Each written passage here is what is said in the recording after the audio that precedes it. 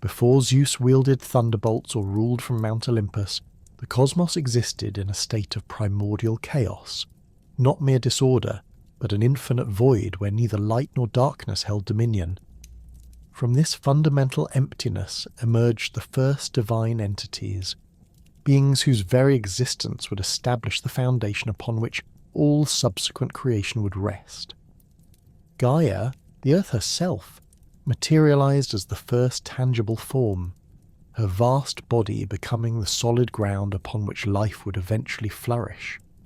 She possessed consciousness and will, capable of both nurturing growth and unleashing devastating earthquakes when provoked.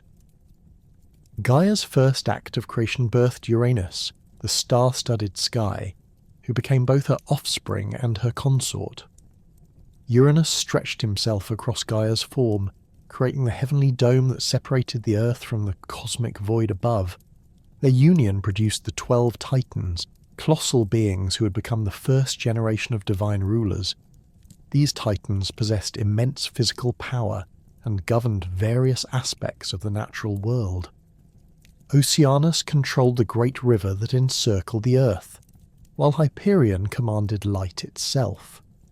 Coeus embodied intelligence and foresight, Creus represented the constellations, and Iapetus became the ancestor of humanity through his descendants Prometheus and Epimetheus.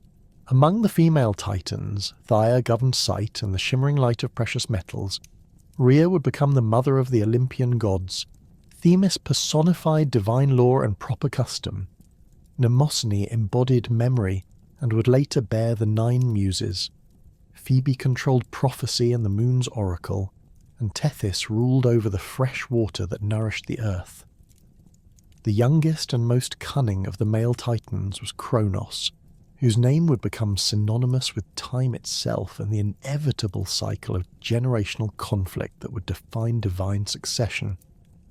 Uranus proved to be a tyrannical father, despising his children and fearing their potential to overthrow him. When Gaia subsequently bore the Cyclops, one-eyed giants named Brontes, Steropes and Arges, and the Hecaton Chires, 100-handed monsters of incredible strength called Cottus, Briareus, and Gyges, Uranus's paranoia reached its peak. Unable to tolerate the sight of these powerful beings, he thrust them deep into Tartarus, the darkest pit of the underworld, where they remained imprisoned in eternal torment. Gaia's anguish at her children's suffering transformed into burning rage against her consort. The earth itself groaned under the weight of her fury, and she began plotting Uranus's downfall. Fashioning a great adamantine sickle from the hardest materials within her depths, she presented it to her Titan children, seeking one brave enough to castrate their father and end his reign of terror. Only Cronus possessed the ruthless ambition necessary for such a deed. The youngest Titan concealed himself in the predetermined location where Uranus would next embrace Gaia.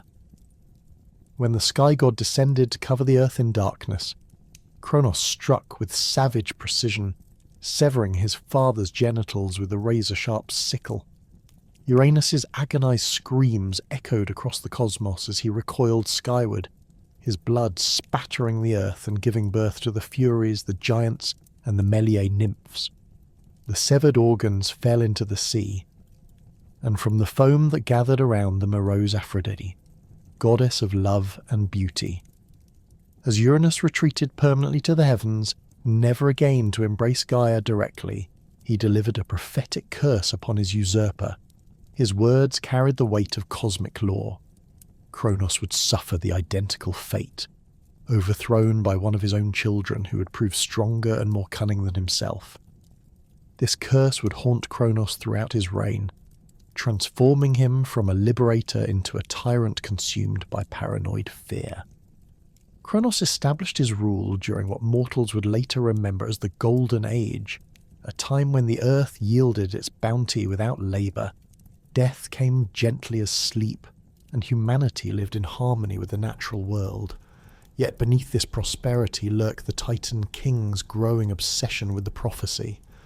He took his sister Rhea as his queen, and their union should have brought joy to the divine realm.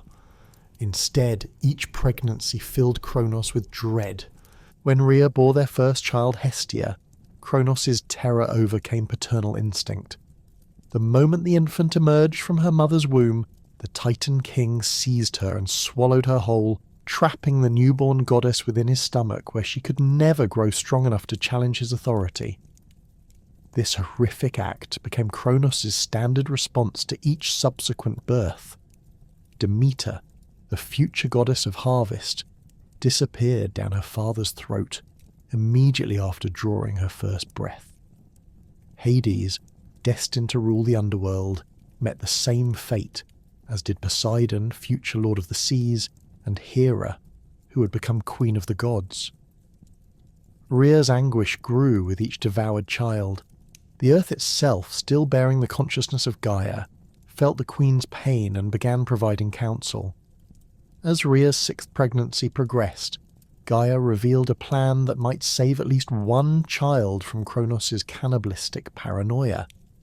The ancient earth goddess directed Rhea to travel to Crete, specifically to the sacred cave on Mount Aegeum, later known as the Dictaean Cave, where the birth could occur in secret. Under cover of darkness, Rhea fled to Crete as her labour began. The cave Gaia had chosen lay deep within the mountain, its entrance concealed by dense vegetation and treacherous rocky paths that would deter casual discovery. Within this hidden sanctuary, surrounded by the earth's protective embrace, Rhea gave birth to Zeus. The infant's cries echoed off the cave walls, but no sound escaped to alert Cronus to his son's survival. Gaia had prepared more than just a hiding place. She instructed Rhea in an elaborate deception that would satisfy Cronus' compulsive need to devour his offspring while preserving Zeus's life. Taking a large stone roughly the size and weight of a newborn, Rhea wrapped it in swaddling clothes, creating a convincing substitute for the real infant. When she returned to Cronus, presenting him with the bundled stone, the Titan King's paranoia prevented him from examining the package closely. Without hesitation, he swallowed what he believed to be his sixth child, the rough stone settling uncomfortably in his stomach, alongside his 5 genuine offspring. Zeus remained hidden in the Dictaean cave, but his survival required more than mere concealment.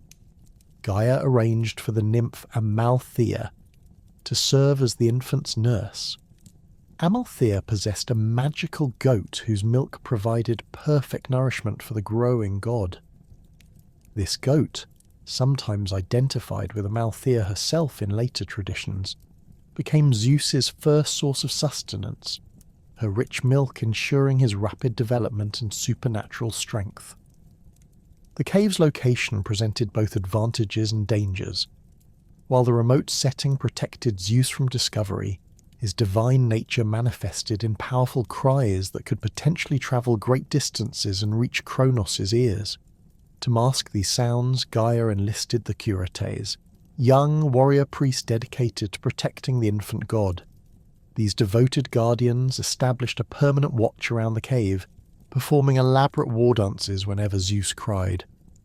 The Curates' ritual dances involved clashing bronze shields against their spears, creating a tremendous cacophony that completely drowned out the infant's vocalizations.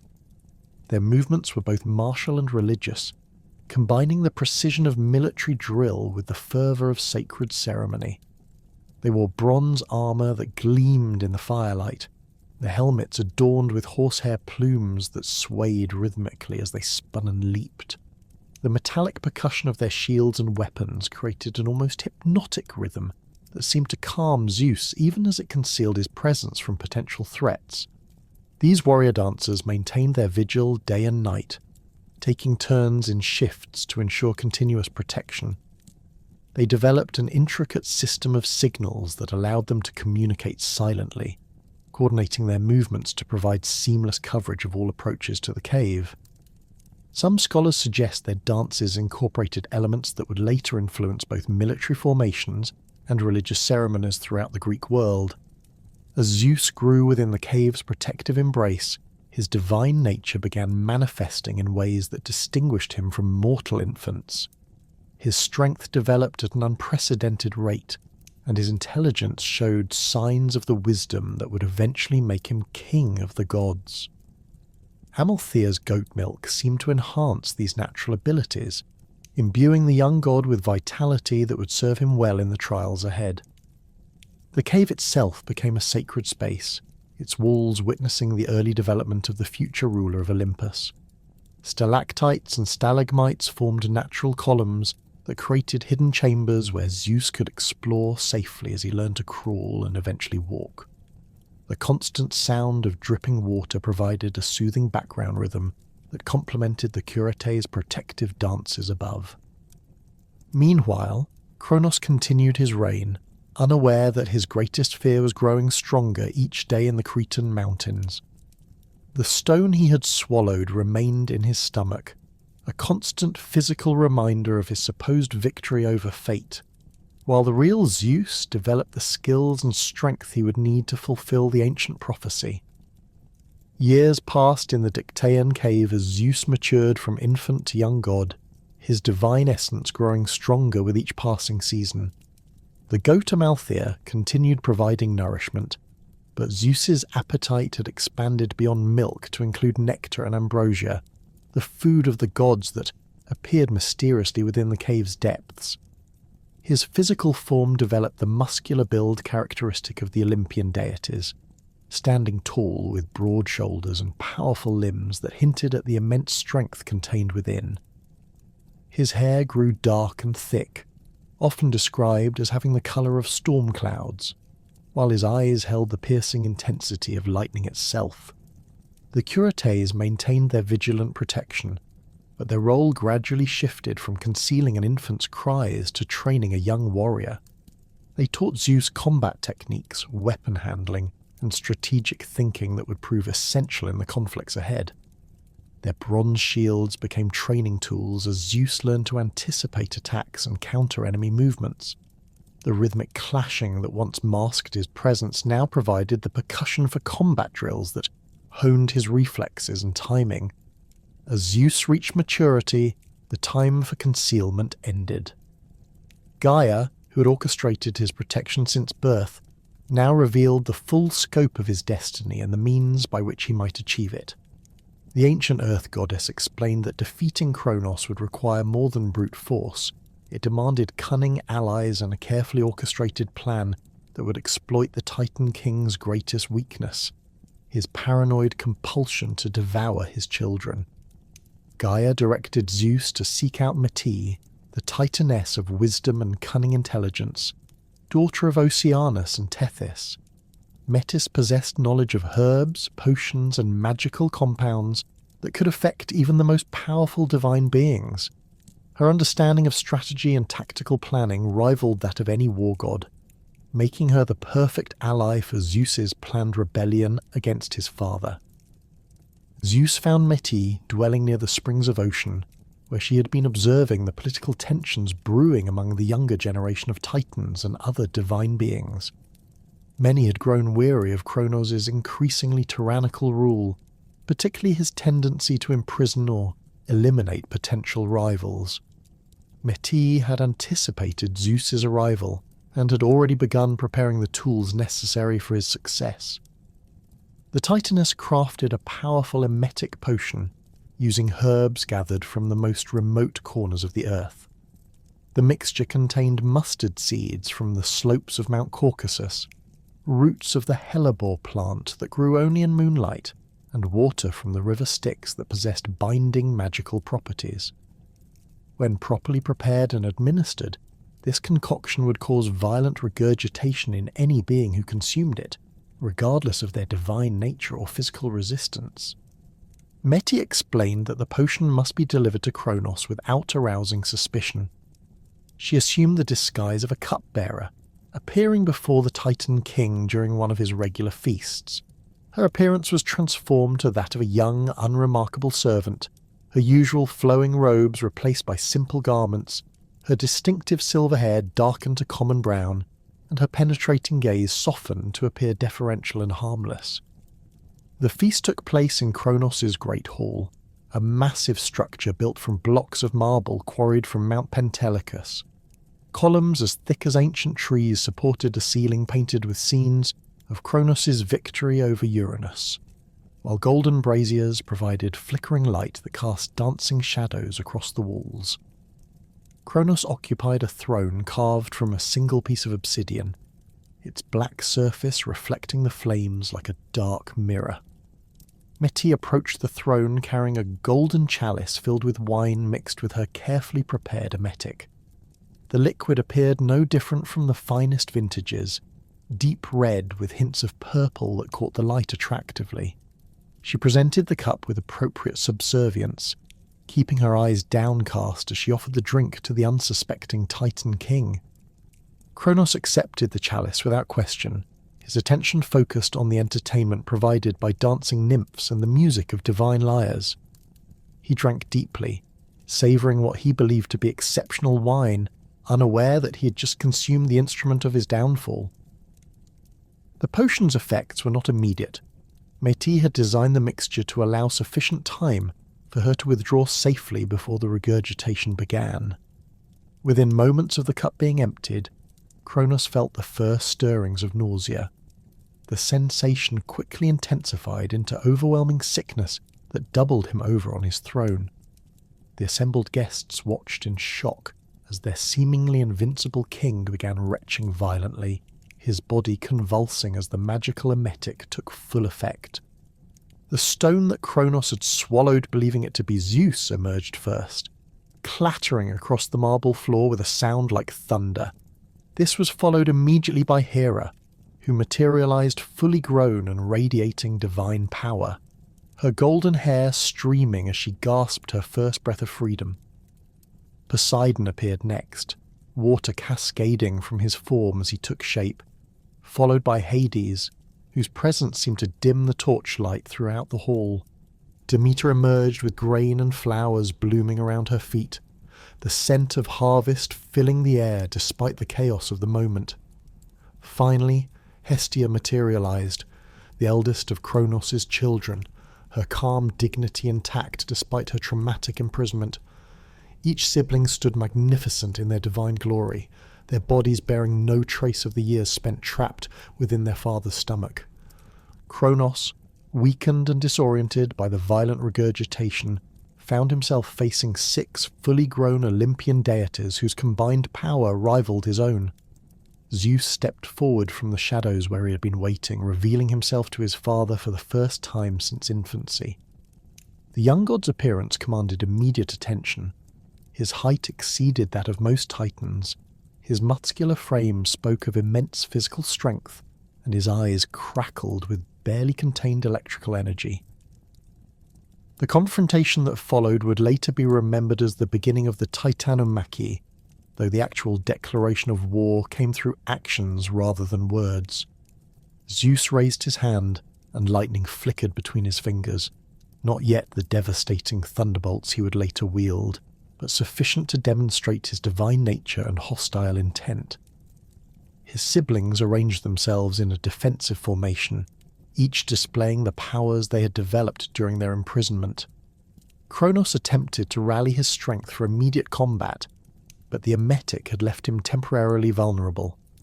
Rather than press their advantage against a weakened opponent, Zeus made a strategic decision that would define his approach throughout the coming war.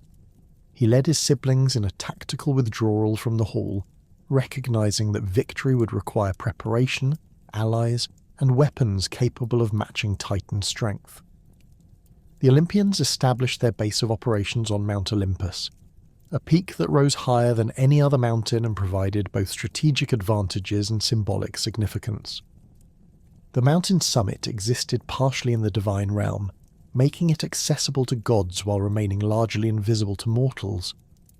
Its slopes contained caves suitable for storing weapons and supplies, while its height offered clear views of the surrounding territory. Zeus organized his siblings according to their individual strengths and divine domains.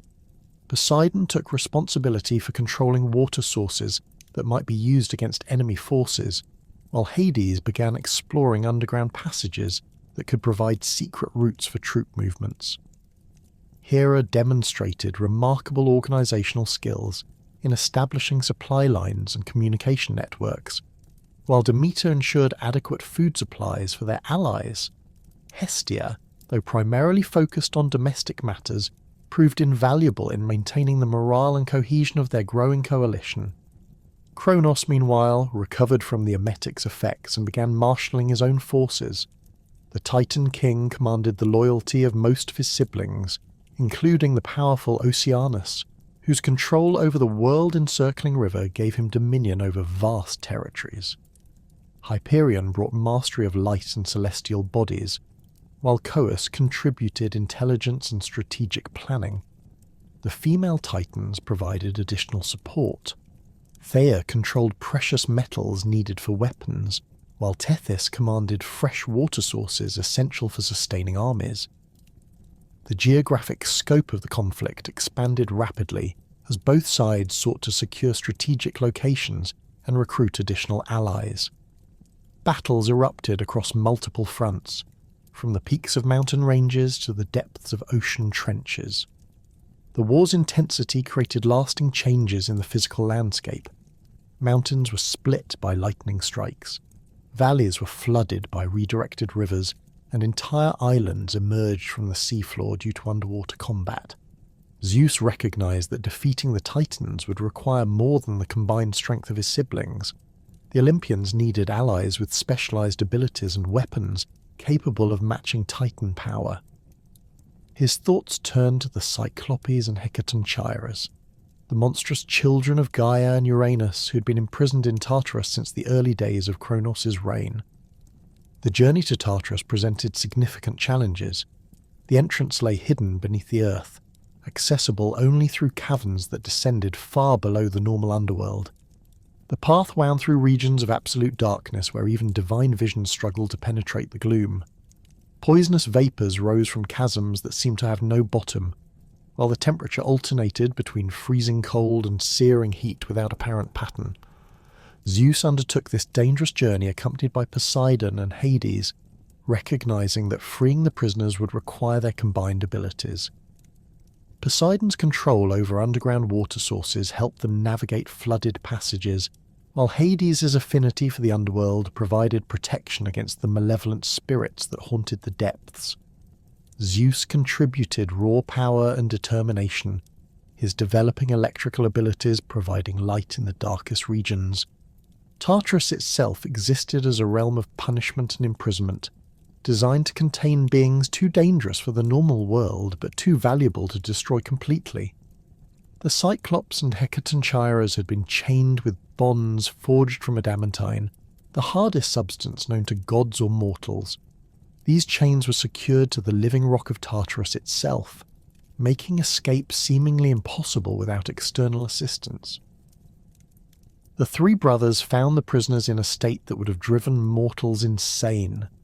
The Cyclopes, Brontes, Steropes and Arges had been suspended in individual chambers carved from solid rock, their single eyes dim with centuries of despair. Their massive forms showed the effects of prolonged imprisonment, but their fundamental strength remained intact.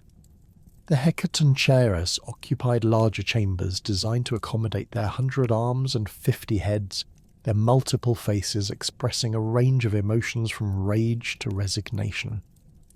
Breaking the adamantine chains required the combined effort of all three Olympian brothers. Zeus channeled electrical energy through the metal, heating it until the links began to glow. Poseidon used pressure from underground springs to stress the heated metal, while Hades employed his knowledge of mineral structures to identify the weakest points in each chain. The process was exhausting and time-consuming, but eventually the bonds shattered with sounds like breaking thunder. The free prisoners initially viewed their rescuers with suspicion, having endured too many years of torment to trust easily. Zeus addressed them directly, explaining the situation and offering them a chance for revenge against Cronus, who had ordered their imprisonment. The prospect of retribution against their captor proved persuasive, but the Cyclops and Hecatonchires demanded assurances that their freedom would be permanent and their contributions properly recognized. Zeus swore binding oaths that the freed prisoners would never again face imprisonment for their appearance or abilities. He promised them positions of honour in the new divine order he intended to establish, with roles that would utilise their unique talents rather than hide them away. These commitments were witnessed by the river Styx, making them unbreakable even for gods. The Cyclops expressed their gratitude through immediate action. Using materials available in Tartarus and their unmatched skills as divine smiths, they began forging weapons specifically designed for the Olympian brothers. For Zeus, they created the thunderbolt, not merely a weapon, but a manifestation of celestial power itself. The thunderbolt consisted of lightning captured and shaped into solid form, capable of being hurled with devastating effect while always returning to Zeus's hand. The weapon's construction required techniques known only to the Cyclopes. They gathered raw lightning from storms raging in the upper atmosphere, then compressed and shaped the electrical energy using hammers forged from star metal. The process created a weapon that appeared as a jagged spear of pure light, crackling with contained energy that could be released in controlled bursts or devastating explosions. For Poseidon, the Cyclops forged a trident capable of controlling all bodies of water and generating earthquakes by striking the ground.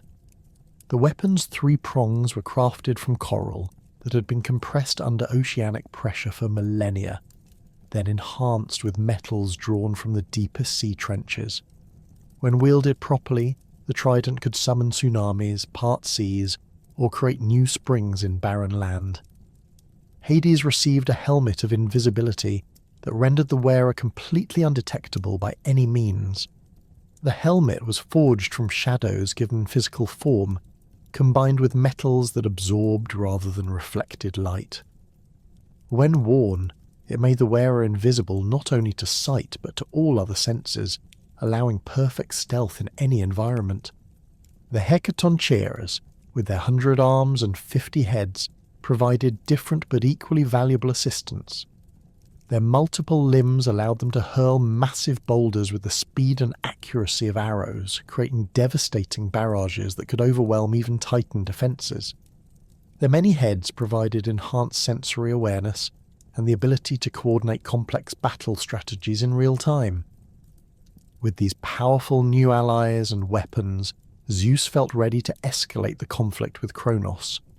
The war that had begun with individual skirmishes was about to become a full-scale cosmic battle that would determine the future governance of the universe. The thunderbolt's weight felt familiar in Zeus's grip, as he surveyed the battlefield where Titan forces had assembled for what both sides recognized would be the decisive engagement of the war. The weapon hummed with contained electrical energy, its surface warm to the touch despite being forged from crystallized lightning. Unlike mortal weapons that required conscious effort to wield effectively, the thunderbolt seemed to anticipate Zeus's intentions, crackling more intensely when enemies approached and dimming to a gentle glow during moments of calm. Cronus had positioned his forces across the plains of Thessaly, using the region's natural geography to maximum advantage. The Titan King commanded from a plateau that provided clear views of the surrounding terrain while offering defensive advantages against frontal assault. His army included not only his Titan siblings, but also various monsters and giants who had pledged loyalty to the established order. The sight was formidable, beings whose individual strength could reshape landscapes now gathered in coordinated formations under unified command. The Olympians approached from Mount Olympus, their smaller numbers compensated by superior weapons and the devastating capabilities of their monstrous allies. The Hecatoncheires moved like living siege engines, their 100 arms allowing them to maintain continuous barrages of boulder-sized projectiles, while their 50 heads coordinated targeting with mathematical precision. Each throw created crater-sized impacts that sent shockwaves through the Titan ranks, forcing constant repositioning and disrupting carefully planned formations. Zeus launched his first thunderbolt at a cluster of enemy giants who had been advancing toward the Olympian left flank. The weapon streaked across the battlefield as a brilliant arc of white-hot energy, its passage leaving a temporary scar of ionized air that glowed purple in its wake. Upon impact, the thunderbolt exploded with the force of a volcanic eruption, instantly vaporizing its primary targets, while the resulting shockwave knocked dozens of additional enemies unconscious. The thunderbolt reappeared in Zeus's hand within seconds, its surface now glowing more brightly as if energized by successful combat. He discovered that each successful strike seemed to enhance the weapon's power, creating a feedback loop that made subsequent attacks increasingly devastating. This characteristic would prove crucial as the battle intensified and both sides committed their full strength to achieving victory. Poseidon wielded his trident with equal effectiveness, though his tactics differed significantly from his brother's direct approach. Rather than engaging enemies in frontal combat, the sea god focused on controlling the battlefield's geography. He struck the ground repeatedly with his weapon, each impact generating earthquakes that created fissures, altered elevation, and generally disrupted enemy movement patterns. Springs erupted from barren ground, creating muddy obstacles that slowed Titan advances while providing water sources for Olympian forces. The trident's most spectacular demonstration came when Poseidon targeted a mountain that Cronus had been using as a command post. 3 precise strikes at the base caused the entire peak to collapse inward, creating a massive sinkhole that swallowed several hundred enemy troops, while forcing Cronus to relocate his headquarters. The psychological impact of watching a mountain simply disappear proved as valuable as the tactical advantage gained from eliminating enemy positions. Hades employed his helmet of invisibility to conduct reconnaissance and sabotage missions behind enemy lines. The helmet's power extended beyond mere visual concealment. It rendered him undetectable by sound, scent, or even the supernatural senses possessed by divine beings. This complete stealth allowed him to gather intelligence on enemy plans, assassinate key commanders, and create confusion by attacking from unexpected directions. The helmet's most significant contribution came when Hades infiltrated Cronus' war council during a critical strategic planning session. The Titan King and his generals were discussing a coordinated assault that would have overwhelmed the Olympian defences through sheer numerical superiority. Hades memorized the complete battle plan, then systematically eliminated the messengers responsible for coordinating the attack before they could deliver their orders to field commanders. The resulting confusion caused Titan forces to attack piecemeal, rather than in the coordinated assault that might have achieved victory. Individual units advanced according to their understanding of the original plan, only to find themselves unsupported and vulnerable to concentrated Olympian counterattacks. What should have been Cronus' decisive victory instead became a series of isolated skirmishes that gradually depleted his forces without achieving strategic objectives. The war's climax came when Zeus challenged Cronus to single combat, recognizing that the conflict's outcome would ultimately depend on which of them possessed superior individual power. The challenge was issued according to ancient protocols that even enemies were bound to respect, a formal declaration witnessed by representatives from both armies and sworn by the river Styx to be honoured regardless of personal animosity. The combat arena was established on neutral ground between the two armies, a circular space approximately 100 yards in diameter, marked by standing stones that had been erected for previous divine duels. The stones themselves possessed minor magical properties that prevented outside interference while amplifying the combatants' abilities, ensuring that the contest would be decided purely by individual merit rather than external factors. Cronus entered the arena carrying the same adamantine sickle he had used to castrate Uranus, its blade still bearing traces of the cosmic violence that had ended the previous divine age. The weapon had been enhanced over the centuries with additional enchantments that increased its cutting power and allowed it to wound even divine flesh. Its curved edge gleamed with an oily sheen that seemed to absorb rather than reflect light, giving the sickle an ominous appearance that matched its deadly reputation.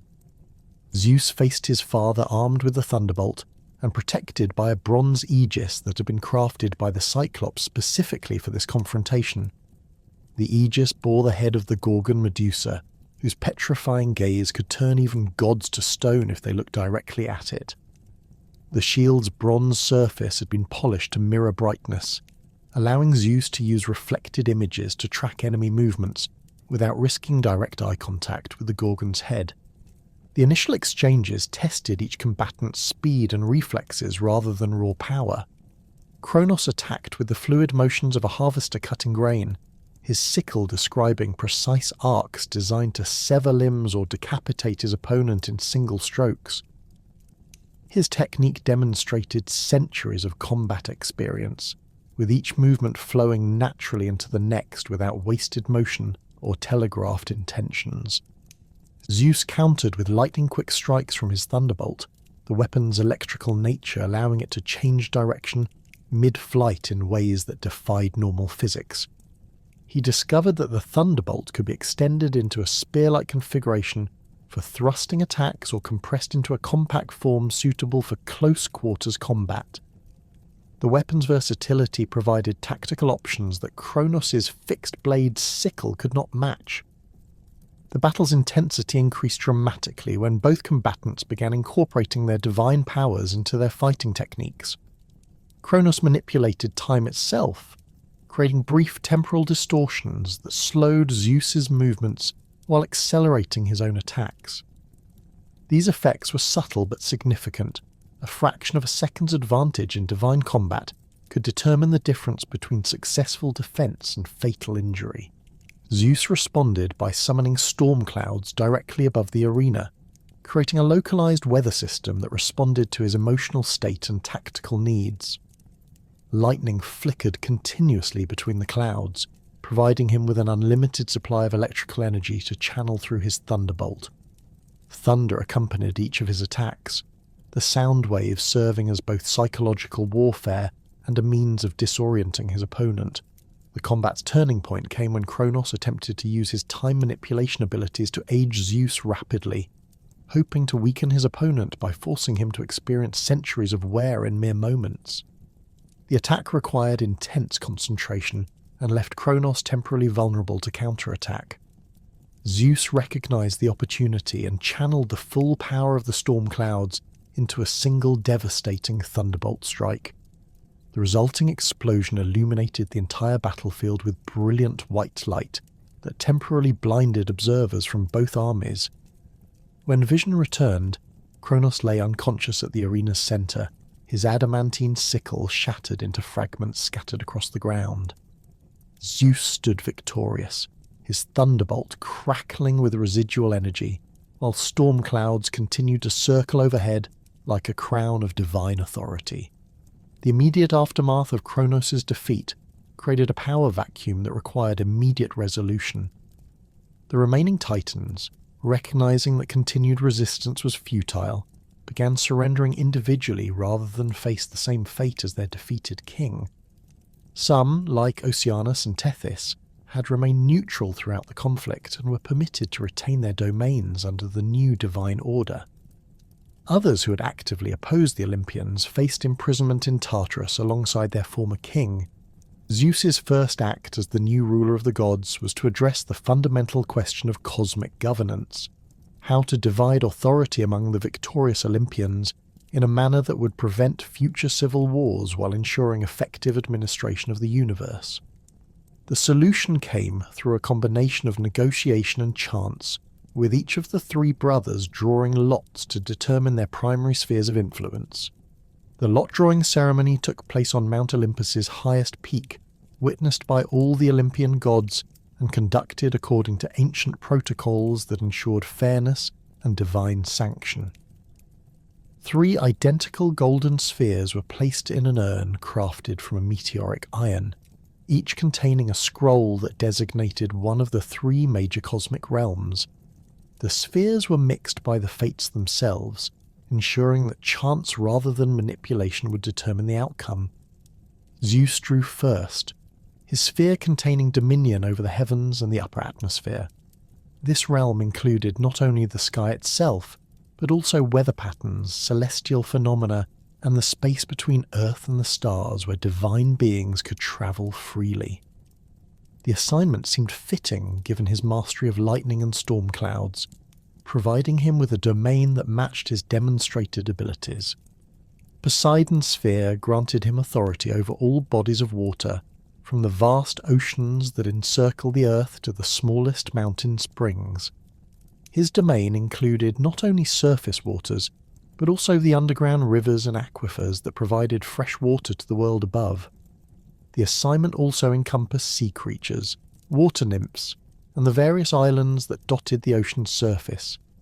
Hades received the underworld, a realm that included not only the land of the dead, but also the vast mineral wealth hidden beneath the Earth's surface. His domain encompassed precious metals, gems, and the fertile soil that supported all plant life. While some might have considered this the least desirable assignment, Hades recognized the underworld's strategic importance and the wealth it contained.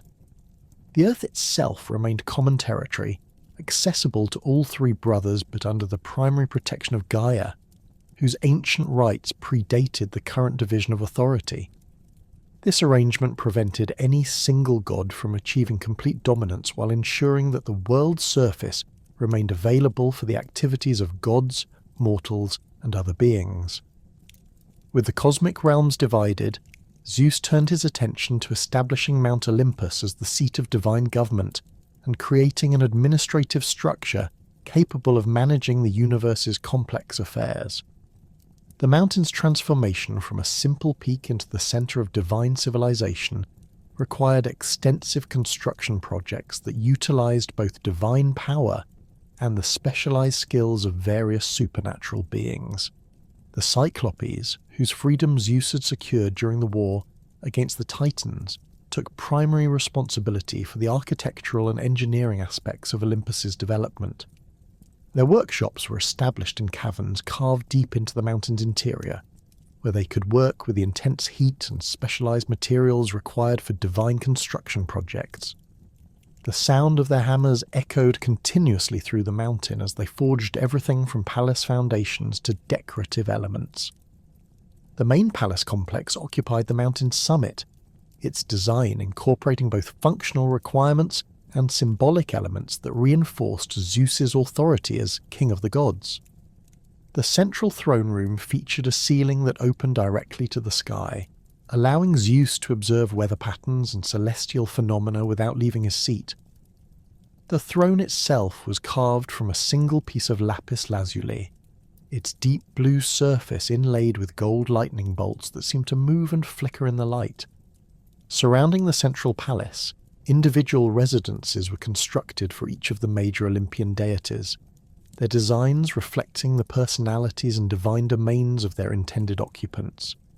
Hera's palace featured extensive gardens and courtyards designed for entertaining, while Athena's residence included a vast library and workshop areas for her various intellectual pursuits. Apollo's dwelling incorporated a music hall with acoustics perfected by divine engineering, while Artemis's quarters included direct access to the wild areas of the mountain, where she could hunt without disturbing other residents.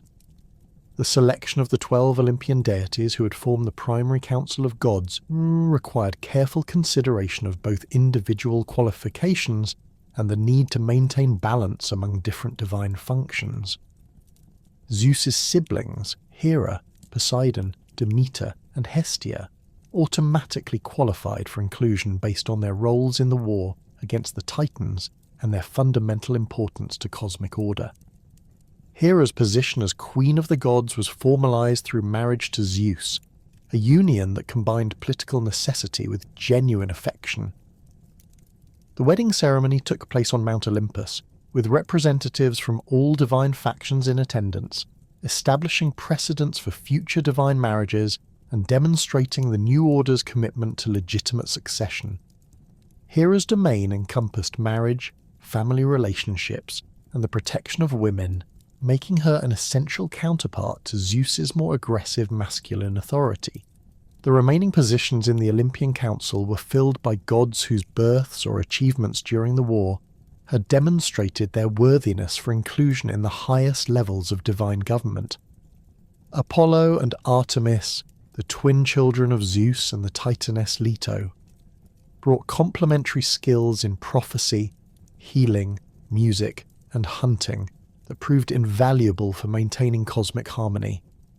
Athena, who had emerged fully grown from Zeus's head, contributed wisdom, strategic planning, and patronage of civilized arts that balanced the more primal aspects of divine power.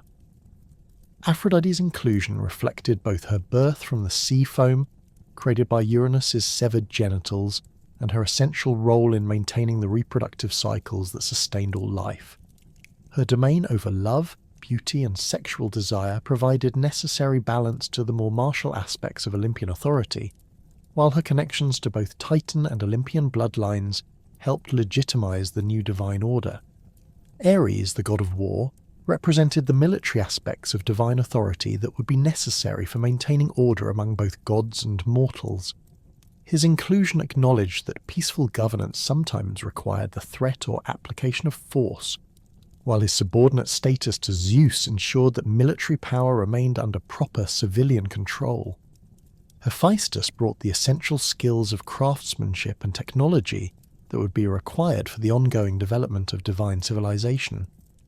His workshops on Mount Olympus became centers of innovation where new tools, weapons, and artistic works were created to support the god's various activities. His marriage to Aphrodite, despite his physical disabilities, demonstrated the new order's commitment to valuing ability over appearance. Hermes's role as messenger of the gods filled a crucial administrative function in the new divine government. His ability to travel rapidly between different realms made him invaluable for maintaining communication between Zeus and the various gods, spirits, and mortals under Olympian authority. His additional roles as guide for souls and patron of trade helped establish the economic and spiritual frameworks that would support the new cosmic order. The final position in the Olympian Council alternated between Hestia and Dionysus, depending on various political and practical considerations.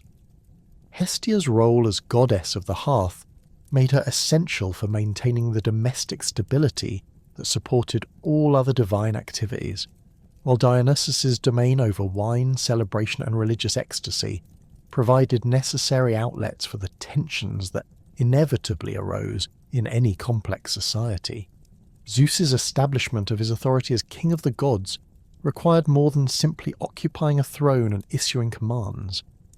Divine kingship demanded the demonstration of superior power, wisdom, and justice that would convince other gods to accept his leadership voluntarily rather than through fear alone. His control over natural phenomena, particularly storms, lightning, and weather patterns, provided the most visible manifestation of his divine authority. The thunderbolt remained Zeus's primary symbol of power, but his abilities extended far beyond simply hurling lightning at enemies. He could summon rain to end droughts, direct wind patterns to assist or hinder travel, and create atmospheric conditions that influenced the mood and behavior of both gods and mortals. These weather control abilities made him indispensable for maintaining the natural cycles that supported all life, while their dramatic visual impact reinforced his status as the supreme deity. Zeus's role as the ultimate arbiter of justice required the development of legal principles and enforcement mechanisms that could handle disputes between beings of vastly different power levels. Divine justice operated according to different principles than mortal law, taking into account factors like immortality, supernatural abilities, and the cosmic consequences of various actions. The establishment of binding oaths sworn by the river Styx provided a mechanism for ensuring that even gods would honour their commitments, while the threat of imprisonment in Tartarus served as the ultimate punishment for those who violated divine law. The administration of hospitality laws became one of Zeus's most important functions, as these customs governed the interactions between gods, mortals, and various supernatural beings. The principle of xenia, the sacred relationship between host and guest, required divine enforcement because violations could destabilize the entire social order. Zeus personally investigated reports of hospitality violations and imposed punishments that ranged from temporary curses to permanent transformation, depending on the severity of the offence. The establishment of Zeus's divine authority required more than military victory and administrative organisation. It demanded the creation of legitimate succession through strategic marriages that would bind the new Olympian order together, while producing offspring capable of maintaining cosmic stability. The king of the gods understood that his choice of consorts would determine not only his personal relationships, but the fundamental structure of divine society for generations to come. Zeus's first marriage occurred before his rise to supreme power, when he sought alliance with Metis, the Titaness whose cunning had proved instrumental in defeating Cronus. Metis possessed intellect that surpassed even the wisest gods, her mind capable of devising solutions to problems that confounded other divine beings. Her understanding of strategy, combined with her knowledge of herbs and magical compounds, made her an invaluable partner for a young god preparing to challenge the established order. The union between Zeus and Metis represented more than romantic attraction. It symbolized the integration of wisdom into divine governance. Metis' pregnancy should have produced an heir who combined Zeus's raw power with her intellectual sophistication, creating a deity capable of ruling through both strength and intelligence. However, the same prophetic abilities that had warned of Zeus's threat to Cronus now revealed an even more disturbing prediction about his own future. Gaia, whose ancient wisdom encompassed knowledge of fate itself, informed Zeus that Metis would bear 2 children. The first would be a daughter of exceptional wisdom, who would become Zeus's greatest ally and counsellor. The second child, however, would be a son whose strength and intelligence would exceed even Zeus's own, destined to overthrow his father just as Zeus had overthrown Cronus and Cronus had overthrown Uranus. The prophecy created an impossible dilemma for Zeus. Allowing Metis to give birth to their son would eventually result in his own downfall, but preventing the birth would require actions that violated every principle of justice and protection that he claimed to represent. The solution Zeus ultimately chose demonstrated both his pragmatic approach to power and his willingness to sacrifice personal relationships for political stability. Zeus convinced Metis to engage in a shape-shifting contest, a common form of entertainment among gods who possessed the ability to assume different forms. The competition involved each participant transforming into increasingly small creatures, with victory going to whoever could achieve the most minute size. Metis, confident in her abilities and unsuspecting of Zeus's ulterior motives, accepted the challenge enthusiastically. The contest progressed through various animal forms, as both participants demonstrated their mastery over physical transformation. Zeus became a lion, prompting Metis to counter by becoming a serpent. He shifted into an eagle, while she responded by becoming a fish. The transformations continued, with each participant attempting to outdo the other in creativity and technical skill. When Metis finally transformed into a fly, believing she'd achieved a size too small for Zeus to match, he immediately opened his mouth and swallowed her whole. The act was completed before Metis could react or transform back into a larger form, trapping her permanently within Zeus's body, where she could never give birth to the prophesied son who would threaten his rule. The consequences of this action extended far beyond the immediate resolution of the succession crisis. Metis continued to exist within Zeus's head, her consciousness intact and her wisdom now directly accessible to him. She became his internal advisor, providing counsel on complex decisions and strategic planning that enhanced his effectiveness as a ruler. The arrangement also ensured that her unborn daughter would eventually be born directly from Zeus himself, creating a unique form of divine birth that would produce one of the most powerful Olympian deities. Months later, Zeus began experiencing severe headaches that no divine remedy could alleviate. The pain intensified until it became unbearable, causing him to summon Hephaestus, the divine smith whose skill with tools was unmatched among the gods. Zeus commanded Hephaestus to split open his skull with an axe, despite the apparent danger such an action posed to his survival. Hephaestus reluctantly complied, using a bronze axe forged specifically for divine anatomy. When the blade struck Zeus's skull, it split open like a ripe fruit, revealing not blood or brain tissue but brilliant light that illuminated the entire workshop. From the opening emerged Athena, fully grown and dressed in gleaming armour, her grey eyes blazing with intelligence inherited from her mother and strength derived from her father. Athena's birth established her as Zeus's favourite child and most trusted advisor, her wisdom enhanced by her unique origin within his head. She possessed Medea's intellectual capabilities, combined with Zeus's authority, making her capable of serving as both war goddess and patron of civilized arts. Her virginity, which she maintained throughout her immortal existence, ensured that she would never produce children who might threaten Zeus's rule, eliminating the succession concerns that had made her mother's pregnancy so problematic. With the Medes situation resolved, Zeus turned his attention to establishing a more conventional marriage that would provide political stability and legitimate succession for the Olympian dynasty. His choice of Hera, his sister and fellow survivor of Kronos' cannibalistic paranoia, served multiple strategic purposes, while also reflecting genuine affection that had developed during their shared experiences in the war against the Titans. Hera possessed beauty that rivaled any goddess, her appearance commanding attention even among beings accustomed to divine perfection.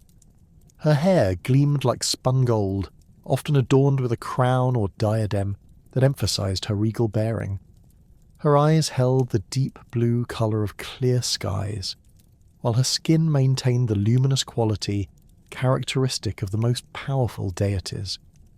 She typically dressed in flowing robes that emphasized her dignity and status, their colours ranging from pure white to deep purple depending on the occasion and her mood.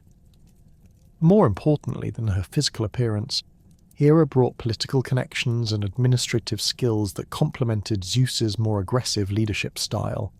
Her domain over marriage and family relationships made her essential for maintaining social stability among both gods and mortals, while her natural inclination toward organisation helped establish the bureaucratic structures necessary for governing a complex divine society. The wedding between Zeus and Hera took place on Mount Olympus with unprecedented magnificence, designed to demonstrate the new divine order's prosperity and legitimacy to all potential observers. The ceremony lasted for 3 days, with representatives from every divine faction invited to witness the union and offer their acknowledgement of the new queen's authority. The wedding preparations transformed Mount Olympus into a showcase of divine artistry and abundance. The Cyclops crafted golden decorations that captured and reflected light in patterns that seemed to dance across the mountain's surfaces. The Muses provided musical entertainment that incorporated melodies never before heard by divine ears, while the Graces ensured that every detail of the celebration met the highest standards of beauty and elegance. Hera's wedding dress was woven from clouds harvested at sunrise, their ethereal material given substance through divine craftsmanship while retaining their natural luminosity. The fabric seemed to glow with internal light that shifted from silver to gold as she moved, creating an effect that emphasized her divine nature while maintaining appropriate modesty. Her veil was crafted from morning mist, so delicate that it appeared to be made of captured moonbeams, yet substantial enough to provide the traditional concealment required by wedding customs. The ceremony itself followed ancient protocols that had governed divine marriages since the earliest days of cosmic order. Zeus and Hera exchanged vows witnessed by the river Styx, ensuring that their commitments possessed the same binding force as the most solemn oaths. The marriage contract specified their respective roles and responsibilities, with Zeus acknowledged as supreme ruler, while Hera received recognition as queen with authority over domestic affairs and family relationships. The wedding feast featured delicacies gathered from across the known world, including ambrosia and nectar that had been aged in caves blessed by the fates themselves. Golden apples from the garden of the Hesperides provided sweetness that surpassed any mortal fruit, while wine made from grapes grown in volcanic soil created flavours that enhanced rather than impaired divine consciousness. Despite the political necessity and public success of his marriage to Hera, Zeus's romantic interests extended far beyond his official queen. His numerous affairs with both goddesses and mortal women became legendary, producing offspring who would play crucial roles in maintaining cosmic balance and advancing civilization. These relationships, while often causing friction with Hera, served important functions in the broader divine economy. Zeus's union with Themis, the Titaness who personified divine law and proper custom, produced the fates and the seasons, deities whose functions were essential for maintaining natural and social order. Themis herself possessed the austere beauty appropriate to her role as the embodiment of justice, her appearance conveying both approachability and absolute moral authority. She typically appeared dressed in simple robes that emphasized her impartiality, avoiding ornamentation that might suggest favoritism or corruption. The Fates, Clotho, Lachesis, and Atropos, inherited their mother's connection to cosmic law while gaining from Zeus the authority necessary to enforce their decisions. Clotho spun the thread of each mortal's life, determining the basic circumstances of their existence. Lachesis measured the thread's length, establishing how long each individual would live and what major events would mark their existence. Atropos cut the thread when death arrived, her shears capable of severing even divine life when circumstances required such extreme measures. The seasons, Horae in their collective designation, regulated the natural cycles that governed agricultural production and social activities. Their number and specific identities varied according to regional customs, but their essential function remained constant across all cultures that acknowledged their authority. They ensured that spring planting occurred at appropriate times, that summer provided adequate warmth for crop growth, that autumn brought harvest opportunities, and that winter's dormancy prepared the earth for renewal. Zeus's relationship with Mnemosyne, the Titaness of memory, produced the 9 muses who became patrons of artistic and intellectual pursuits. Mnemosyne possessed the unique ability to preserve and recall every event that had ever occurred, her mind serving as the ultimate repository of historical knowledge. Her beauty reflected her intellectual nature, classical features that suggested both wisdom and creativity, with eyes that seemed to hold depths containing all recorded experience. The 9 muses inherited their mother's connection to memory, while gaining from Zeus the inspiration necessary to stimulate creative achievement in others. Calliope governed epic poetry, inspiring the creation of works that preserved heroic deeds for future generations.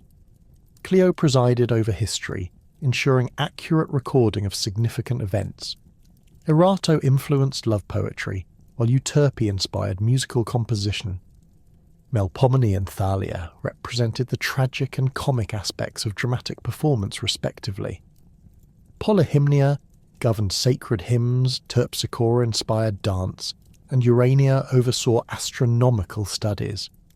The affair with Leto, daughter of the Titans Coeus and Phoebe, demonstrated both Zeus's attraction to intellectual goddesses and the complications that could arise from Hera's jealousy. Leto possessed beauty that emphasized her connection to the night sky, dark hair that seemed to contain starlight, pale skin that glowed with lunar radiance, and eyes that reflected the deep blue of midnight skies. Her pregnancy with Zeus's children triggered Hera's most vindictive response to her husband's infidelity. Hera's jealousy manifested in a campaign of persecution that prevented Leto from finding any location willing to provide sanctuary for her delivery. The Queen of the Gods threatened divine retribution against any land that offered assistance to her rival, forcing Leto to wander across the Mediterranean in search of a safe haven for her approaching labour. The island of Delos, which at that time floated freely across the seas rather than remaining anchored in one location, finally agreed to provide sanctuary in exchange for a promise that one of Leto's children would establish a great temple there.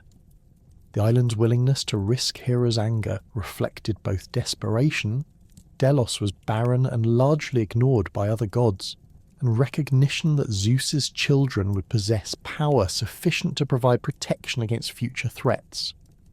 Leto's labour lasted 9 days and 9 nights, prolonged by Hera's continued interference and the difficulty of giving birth to divine twins, whose power was already manifesting before their emergence from the womb. Artemis was born first, immediately demonstrating the independence and capability that would characterize her throughout her immortal existence. She assisted in the delivery of her twin brother Apollo, whose birth was accompanied by signs and portents that indicated his future importance. Apollo emerged as a god of light, music, prophecy, and healing, his multiple domains reflecting the complexity of divine authority in the new Olympian order. His appearance embodied masculine beauty in its most idealized form. Golden hair that seemed to capture and radiate sunlight, features that combined strength with refinement, and a bearing that suggested both artistic sensitivity and physical prowess. His twin sister Artemis became goddess of the hunt and the moon, her silver hair and pale complexion creating a visual contrast that emphasized their complementary natures. Zeus's relationship with Demeter, his sister and goddess of agriculture, produced Persephone, whose eventual abduction by Hades would create one of the most significant crises in early Olympian history. Demeter's beauty reflected her connection to fertile earth. Auburn hair the colour of ripe grain, skin that held the warm tones of summer sunshine, and eyes that shifted colour with the seasons from spring green to autumn gold. The union between Zeus and Demeter represented the fundamental connection between sky and earth that made agricultural production possible. Rain from Zeus's domain combined with nutrients from Demeter's soil to create the conditions necessary for plant growth, while their daughter Persephone embodied the seeds that lay dormant through winter before emerging in spring renewal. Zeus's attraction to mortal women created a different category of relationships that served to strengthen connections between the divine and human realms, while producing heroic offspring who would advance civilization through their extraordinary achievements. These affairs required Zeus to assume various disguises that would allow him to approach mortal women without revealing his true divine nature, which would have been overwhelming or fatal to human consciousness. His seduction of Europa involved transforming himself into a magnificent white bull whose gentle demeanour and extraordinary beauty attracted the princess's attention while she gathered flowers near the seashore. The bull's hide gleamed like polished marble, while its eyes held an intelligence that suggested more than animal awareness. When Europa climbed onto the bull's back, Zeus carried her across the Mediterranean to Crete, where he revealed his true identity and established her as queen of the island. The affair with Leda required Zeus to assume the form of a swan, a transformation that allowed him to approach the Spartan queen while she bathed in a secluded lake. The swan's plumage possessed an otherworldly whiteness that seemed to glow with internal light, while its movements displayed grace that exceeded natural avian capabilities. From this union came Helen, whose beauty would eventually trigger the Trojan War, and the Dioscuri twins Castor and Pollux, who would become protectors of sailors and symbols of brotherly devotion. Danae's seduction presented unique challenges because her father had imprisoned her in a bronze tower specifically to prevent any man from approaching her. Zeus solved this problem by transforming himself into golden rain that could penetrate the tower's defences and reach the imprisoned princess. The resulting pregnancy produced Perseus, who would become one of the greatest monster slayers in heroic tradition. These relationships with mortal women served multiple functions beyond Zeus's personal satisfaction. They created bloodlines that connected divine and human realms, producing heroes whose extraordinary abilities allowed them to serve as intermediaries between gods and mortals. The resulting offspring often possessed just enough divine heritage to accomplish tasks beyond normal human capability, while remaining sufficiently mortal to understand and empathize with human concerns. The political implications of Zeus's numerous affairs extended beyond their immediate offspring to encompass the broader question of divine authority and social order. His behaviour established precedents that would influence how other gods conducted their own relationships, while the children produced from these unions would eventually require positions and responsibilities within the expanding divine hierarchy. The establishment of Zeus's divine authority through strategic marriages and numerous affairs created a complex web of relationships that would fundamentally reshape both the divine and mortal realms. His offspring represented more than mere expressions of divine fertility. They embodied specific aspects of cosmic order, natural phenomena, and human achievement that required divine oversight and guidance. Each child inherited particular combinations of their parents' attributes, creating new deities whose specialized domains filled essential gaps in the expanding Olympian hierarchy. The birth of Apollo and Artemis from Zeus's union with Leto established two of the most influential Olympian deities, whose complementary domains would affect virtually every aspect of divine and mortal existence. Apollo's emergence from his mother's womb was accompanied by the spontaneous appearance of golden light that illuminated the entire island of Delos, while his first cries produced musical tones that would later inspire the invention of the lyre. The infant god's rapid development astonished even experienced divine observers. Within days of his birth, he'd grown to the size of a young man and begun demonstrating the multiple talents that would define his divine portfolio. Apollo's physical appearance reflected his connection to solar radiance and artistic perfection. His hair possessed the exact colour of sunlight striking polished gold, neither too yellow nor too white, but capturing the precise hue that artists would spend centuries attempting to replicate in their works. His skin maintained the warm bronze tone of someone who spent considerable time outdoors, yet without any imperfections that might detract from his divine beauty. His facial features combined masculine strength with the refined sensitivity associated with musical and poetic inspiration. A strong jaw balanced by expressive eyes that seemed to hold depths of wisdom and creativity. The god's muscular development suggested both physical prowess and artistic discipline. His arms showed the definition of an archer who had spent countless hours perfecting his aim, while his hands possessed the precise control necessary for playing stringed instruments. His legs displayed the strength of a runner capable of crossing vast distances without fatigue, yet his movements maintained the fluid grace of a dancer responding to unheard melodies. Apollo's domains encompassed seemingly disparate areas that actually reflected different aspects of order, knowledge, and civilization.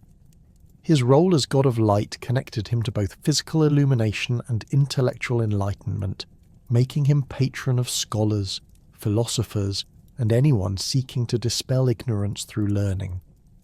His musical abilities extended beyond mere entertainment, to include the mathematical principles underlying harmony, rhythm, and composition, knowledge that influenced architecture, poetry, and even military tactics. The god's prophetic powers manifested through the oracle at Delphi, where he established his primary temple and communication centre with mortal worshippers. The oracle's predictions, delivered through a priestess known as the Pythia, provided guidance on everything from personal decisions to matters of state policy. Apollo's prophecies possessed the characteristic ambiguity that allowed for multiple interpretations, while ensuring that their ultimate accuracy would be recognized only after events had unfolded according to divine plan.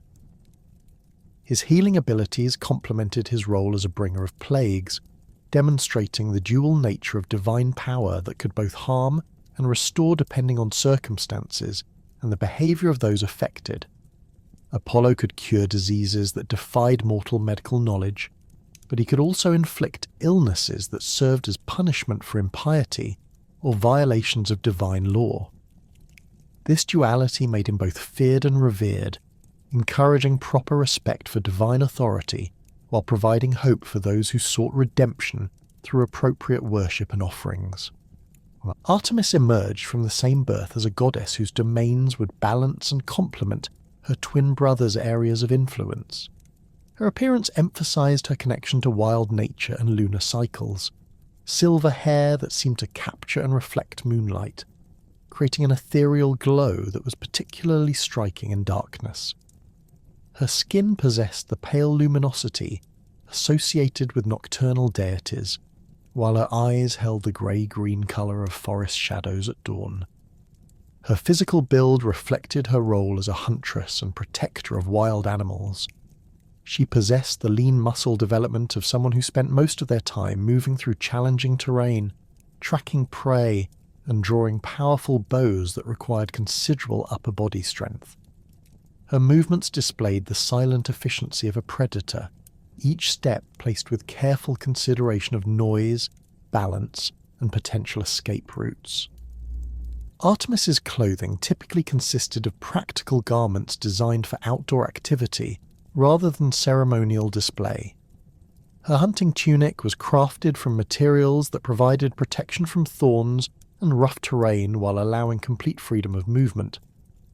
Her boots were designed for silent movement across various surfaces, while her belt held the arrows that never missed their intended targets and the silver bow that had been crafted specifically for her use by the Cyclopes. The goddess's commitment to virginity represented more than personal choice. It symbolized independence from the domestic constraints that typically limited female deities' freedom of action. Her refusal to marry or bear children allowed her to focus entirely on her divine responsibilities without the competing loyalties that might arise from family obligations.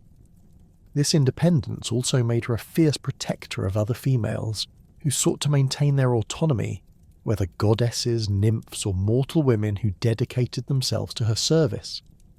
Artemis's role as protector of young animals and goddess of childbirth created an apparent contradiction that actually reflected the complex realities of natural cycles.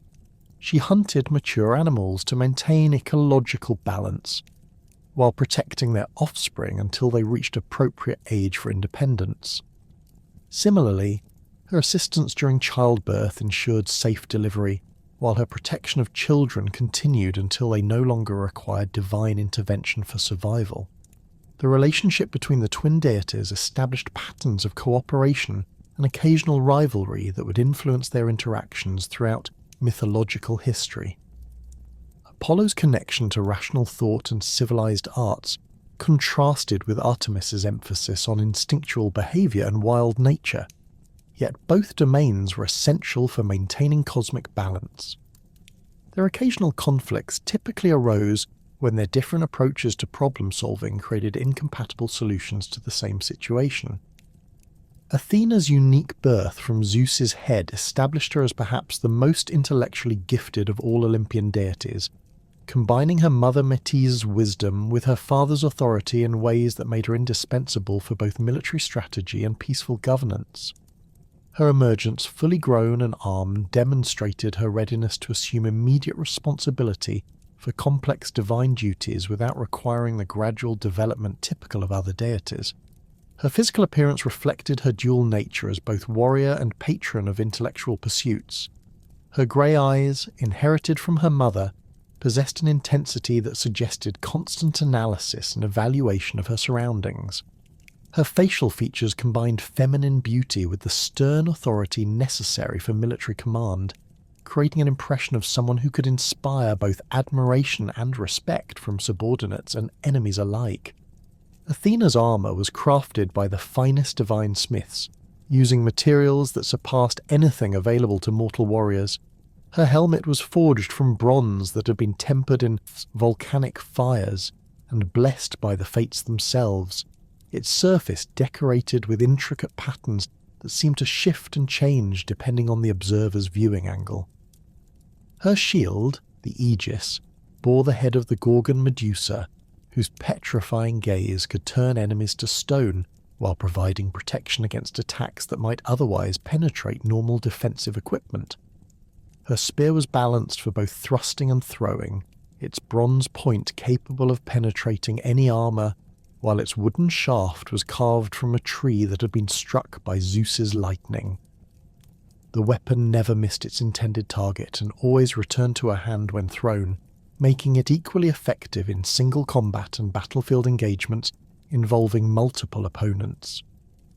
Beyond her military capabilities, Athena served as patron of crafts, technology, and the civilized arts that distinguished advanced societies from barbaric tribes. Her knowledge encompassed weaving, pottery, metalworking, and architecture, skills she taught to mortals who demonstrated proper reverence and dedication to learning. Her standards for craftsmanship were extraordinarily high, requiring not only technical competence, but also artistic vision that elevated functional objects into works of beauty. The goddess's role in establishing legal systems and governmental structures made her Zeus's most trusted advisor on matters involving justice and social order. Her wisdom enabled her to see long-term consequences of immediate decisions, helping to prevent policies that might solve immediate problems while creating larger difficulties in the future. Her counsel was particularly valuable in situations involving conflicts between different divine factions or disputes that required balancing competing legitimate interests. Dionysus's birth from Zeus's thigh represented one of the most unusual divine origins, resulting from circumstances that required creative solutions to preserve the god's life after his mortal mother's death. Semele, a Theban princess, had been seduced by Zeus while he appeared in human form, but Hera's jealousy prompted the Queen of the Gods to manipulate the mortal woman into making a fatal request. Hera appeared to Semele disguised as an elderly servant, gradually gaining the pregnant woman's confidence through helpful advice and sympathetic conversation.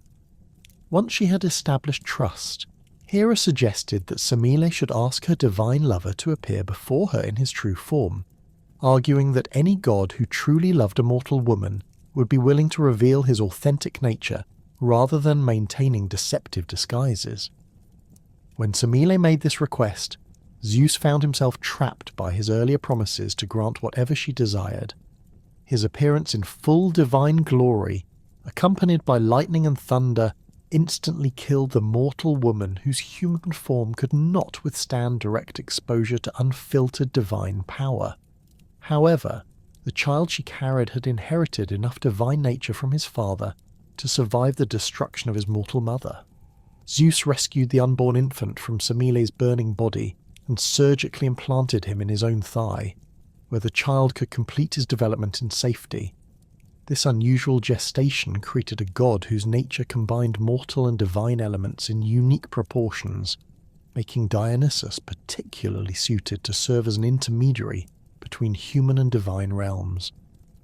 Dionysus emerged from his father's thigh as a god whose appearance reflected his complex origins and dual nature.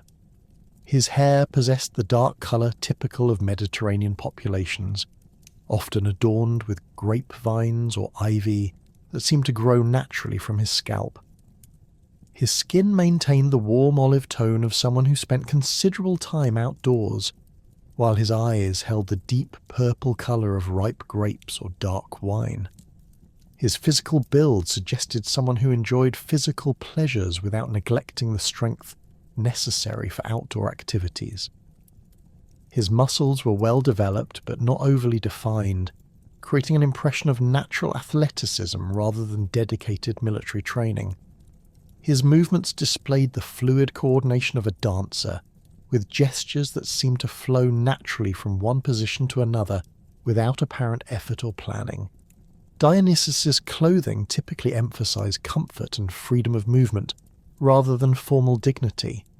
His robes were made from materials that draped naturally around his body, often in colours that reflected the changing seasons: green for spring growth, gold for summer abundance, purple for autumn harvest, and brown for winter dormancy.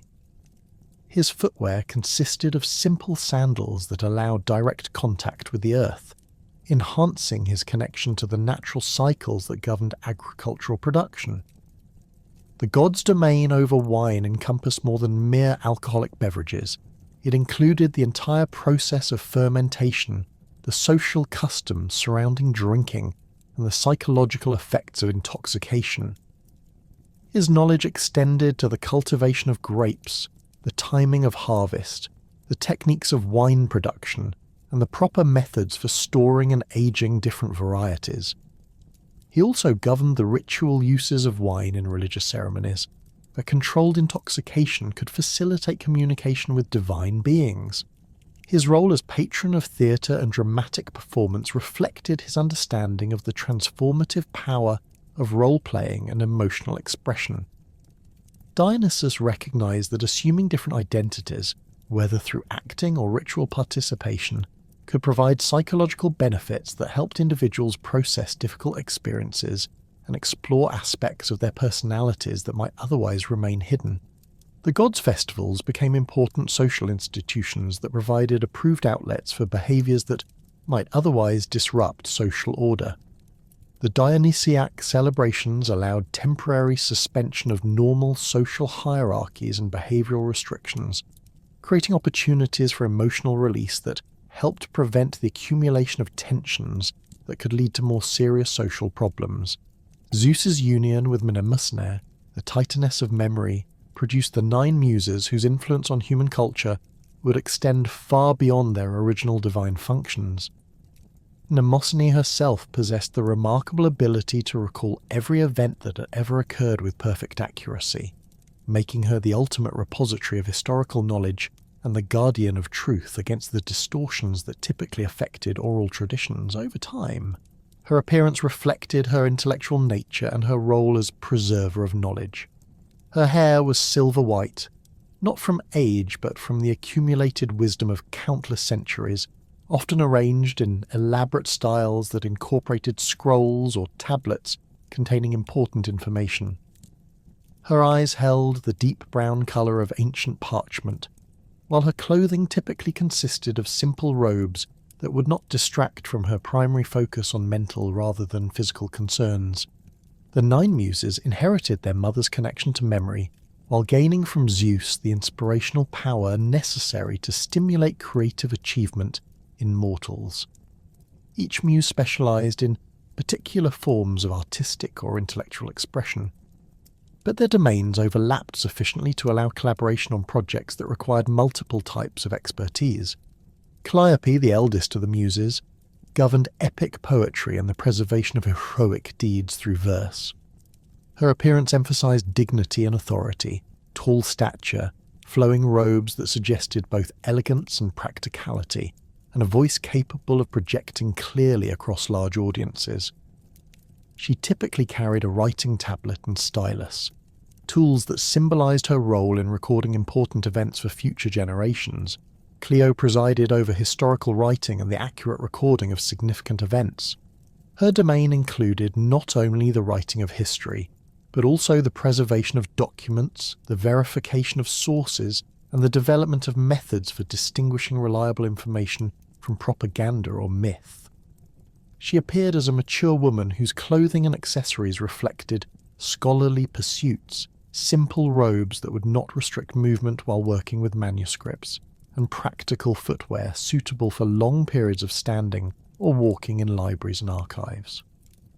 Erato influenced love poetry and the literary expression of romantic emotions.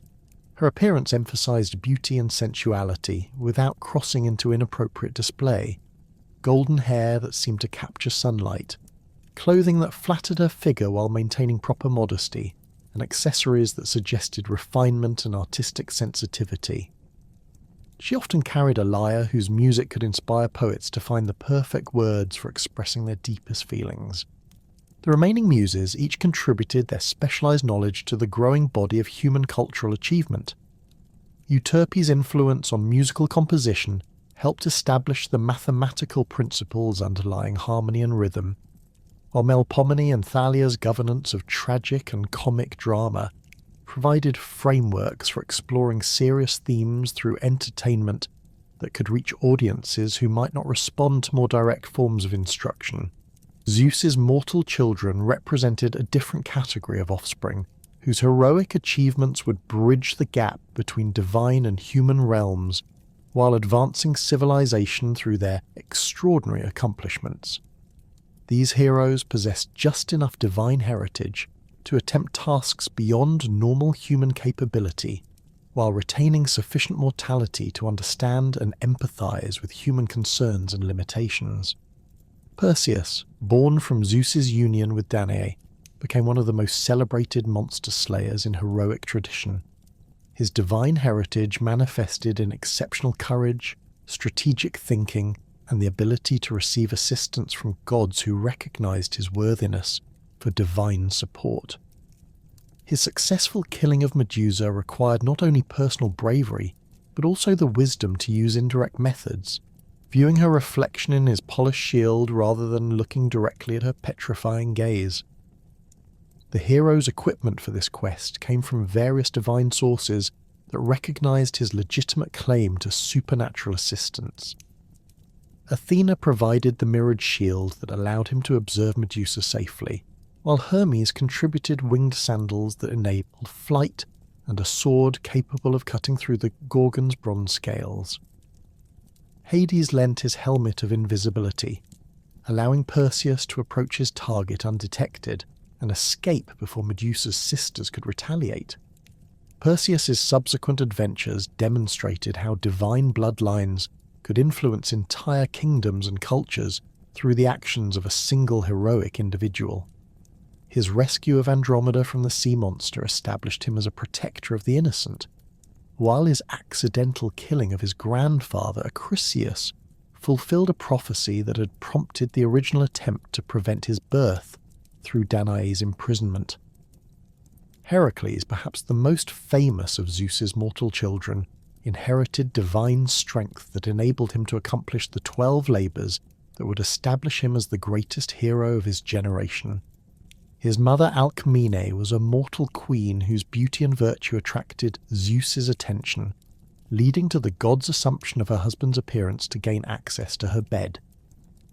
The hero's extraordinary physical capabilities manifested from early childhood, when he strangled serpents that Hera had sent to kill him in his cradle.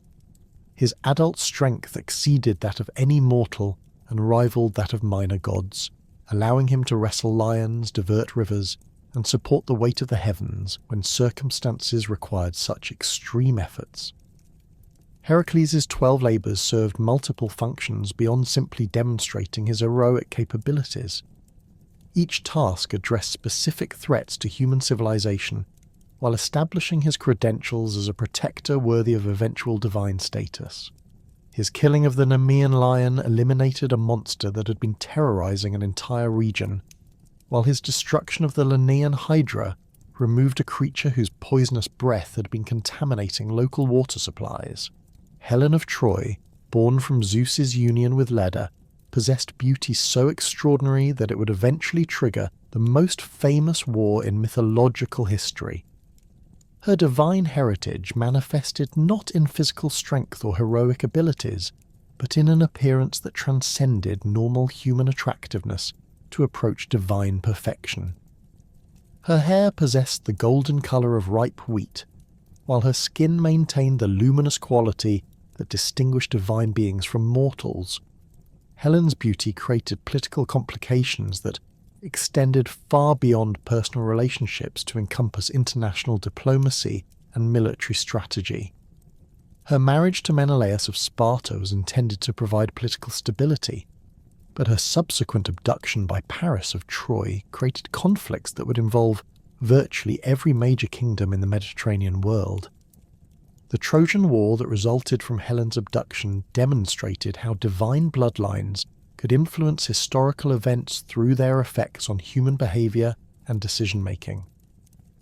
The war's 10-year duration and massive casualties reflected the intensity of emotions that Helen's divine beauty could inspire, while the conflict's resolution required direct intervention from various gods who had personal interests in the outcome. These heroic bloodlines established patterns of divine human interaction that would influence Greek culture for centuries. The concept that gods could produce mortal children who inherited exceptional abilities provided explanation for extraordinary human achievements while maintaining the distinction between divine and mortal realms. Heroes served as proof that divine favour was possible for mortals who demonstrated appropriate virtue and dedication, while their eventual deaths confirmed that immortality remained the exclusive privilege of true gods.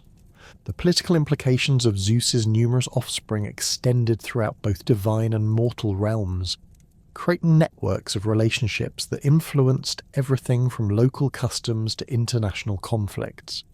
Divine children required positions within the Olympian hierarchy, while heroic offspring needed recognition and support that would enable them to fulfill their destined roles as protectors and civilizers of human society.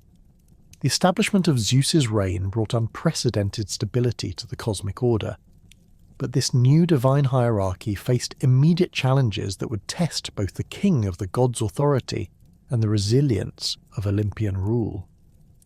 The most significant of these threats emerged not from external enemies, but from the very foundations of the Earth itself, as primordial forces that predated the Olympian dynasty sought to reclaim dominion over the universe through violent rebellion.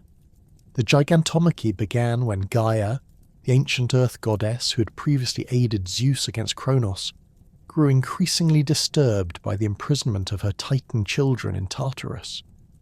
Her maternal anguish transformed into burning resentment against the Olympian gods, whom she now viewed as ungrateful usurpers, who had forgotten the debt they owed to her assistance during their rise to power. The earth itself began to tremble with her rage, creating earthquakes that shook the foundations of Mount Olympus and served as warning signs of the catastrophe to come. From the blood of the castrated Uranus that had long ago soaked into her soil, Gaia gave birth to a new generation of monstrous offspring specifically designed to challenge Olympian supremacy. These giants differed fundamentally from their Titan predecessors, where the Titans had possessed divine beauty and refined powers. The giants embodied raw destructive force in forms that emphasized their role as engines of warfare rather than governors of natural phenomena. The giants emerged from the earth as beings of enormous size and terrible aspect, their bodies combining human features with bestial characteristics that reflected their chaotic nature. Their torsos possessed the muscular development of warriors who had trained for combat since birth, while their legs terminated not in human feet but in the coiled bodies of serpents that allowed them to move across any terrain with equal facility. Their arms displayed strength sufficient to hurl boulders the size of buildings, while their faces combined human intelligence with the savage expressions of predatory beasts. Their leader, Alcyoneus, stood taller than any mountain and possessed strength that enabled him to lift entire islands from the ocean floor to use as weapons. His body was covered in scales that deflected most conventional attacks, while his serpentine lower half could crush buildings simply through its movements across the landscape. His roar could shatter stone at considerable distances, and his breath carried poisonous vapours that killed vegetation and contaminated water sources for miles around his location. Porphyrion, the second most powerful of the giants, specialised in direct assault against divine beings, his body naturally resistant to the magical attacks that gods typically employed against their enemies. His skin had the consistency of volcanic rock, capable of withstanding lightning strikes and magical fire without significant damage. His weapons included a massive club carved from a single piece of obsidian, its surface sharp enough to cut through divine armour while its weight could crush even immortal bones. The remaining giants each possessed specialised abilities designed to counter specific Olympian powers. Ephialtes and Otus, twin brothers among the giants, had grown to such enormous size that they attempted to storm heaven itself by stacking mountains on top of each other to create a stairway reaching to Olympus. Their plan demonstrated both the giants' immense physical capabilities and their strategic thinking, as they recognised that defeating the gods would require bringing the battle to their enemy's chosen ground. The prophecy surrounding the Gigantomachy revealed a crucial weakness in the giants' otherwise overwhelming power. They could not be killed by gods alone, regardless of divine strength or magical abilities. Only through cooperation between divine and mortal forces could the giants be permanently defeated, a requirement that forced Zeus to acknowledge his dependence on human allies and establish precedents for future divine-mortal cooperation in times of crisis. This prophetic limitation reflected deeper cosmic principles about the balance between different types of power and the necessity of cooperation between various levels of existence. The giants represented pure chaotic force that could only be countered through the combination of divine wisdom and mortal determination, neither of which was sufficient by itself to restore cosmic order. Zeus's recognition of this prophecy prompted him to seek mortal allies capable of participating in divine-level combat without being instantly destroyed by the supernatural forces involved. His choice fell upon Heracles, whose divine parentage and heroic achievements had already established his credentials as a bridge between mortal and divine realms. The hero's strength, while not equal to that of full gods, exceeded normal human capabilities sufficiently to allow meaningful participation in battles against the giants. The war began when the giants launched coordinated attacks against multiple divine strongholds simultaneously, demonstrating strategic planning that caught the Olympians unprepared for the scale and sophistication of the assault. Mount Olympus came under direct siege as giants hurled mountains at the divine palaces, their projectiles creating massive craters and forcing the gods to abandon their usual residences for more defensible positions. Alcyoneus led the primary assault against Zeus's palace, his enormous size allowing him to grapple directly with the king of the gods, while his serpentine lower body prevented Zeus from using his superior mobility to avoid close combat. The giant's natural resistance to lightning made Zeus's thunderbolts less effective than usual, forcing the god to rely more heavily on physical strength and tactical maneuvering than in previous conflicts. The battle between Zeus and Alcyoneus raged across multiple mountain ranges as their combat displaced enormous quantities of earth and stone. Zeus discovered that his thunderbolts, while not capable of killing the giant, could still inflict significant pain and temporary incapacitation. He used these effects to create openings for physical attacks, combining electrical assaults with wrestling techniques that exploited his superior agility and combat experience. Heracles' participation proved crucial when he arrived to assist Zeus during a moment when Alcyoneus had gained the upper hand through sheer physical strength.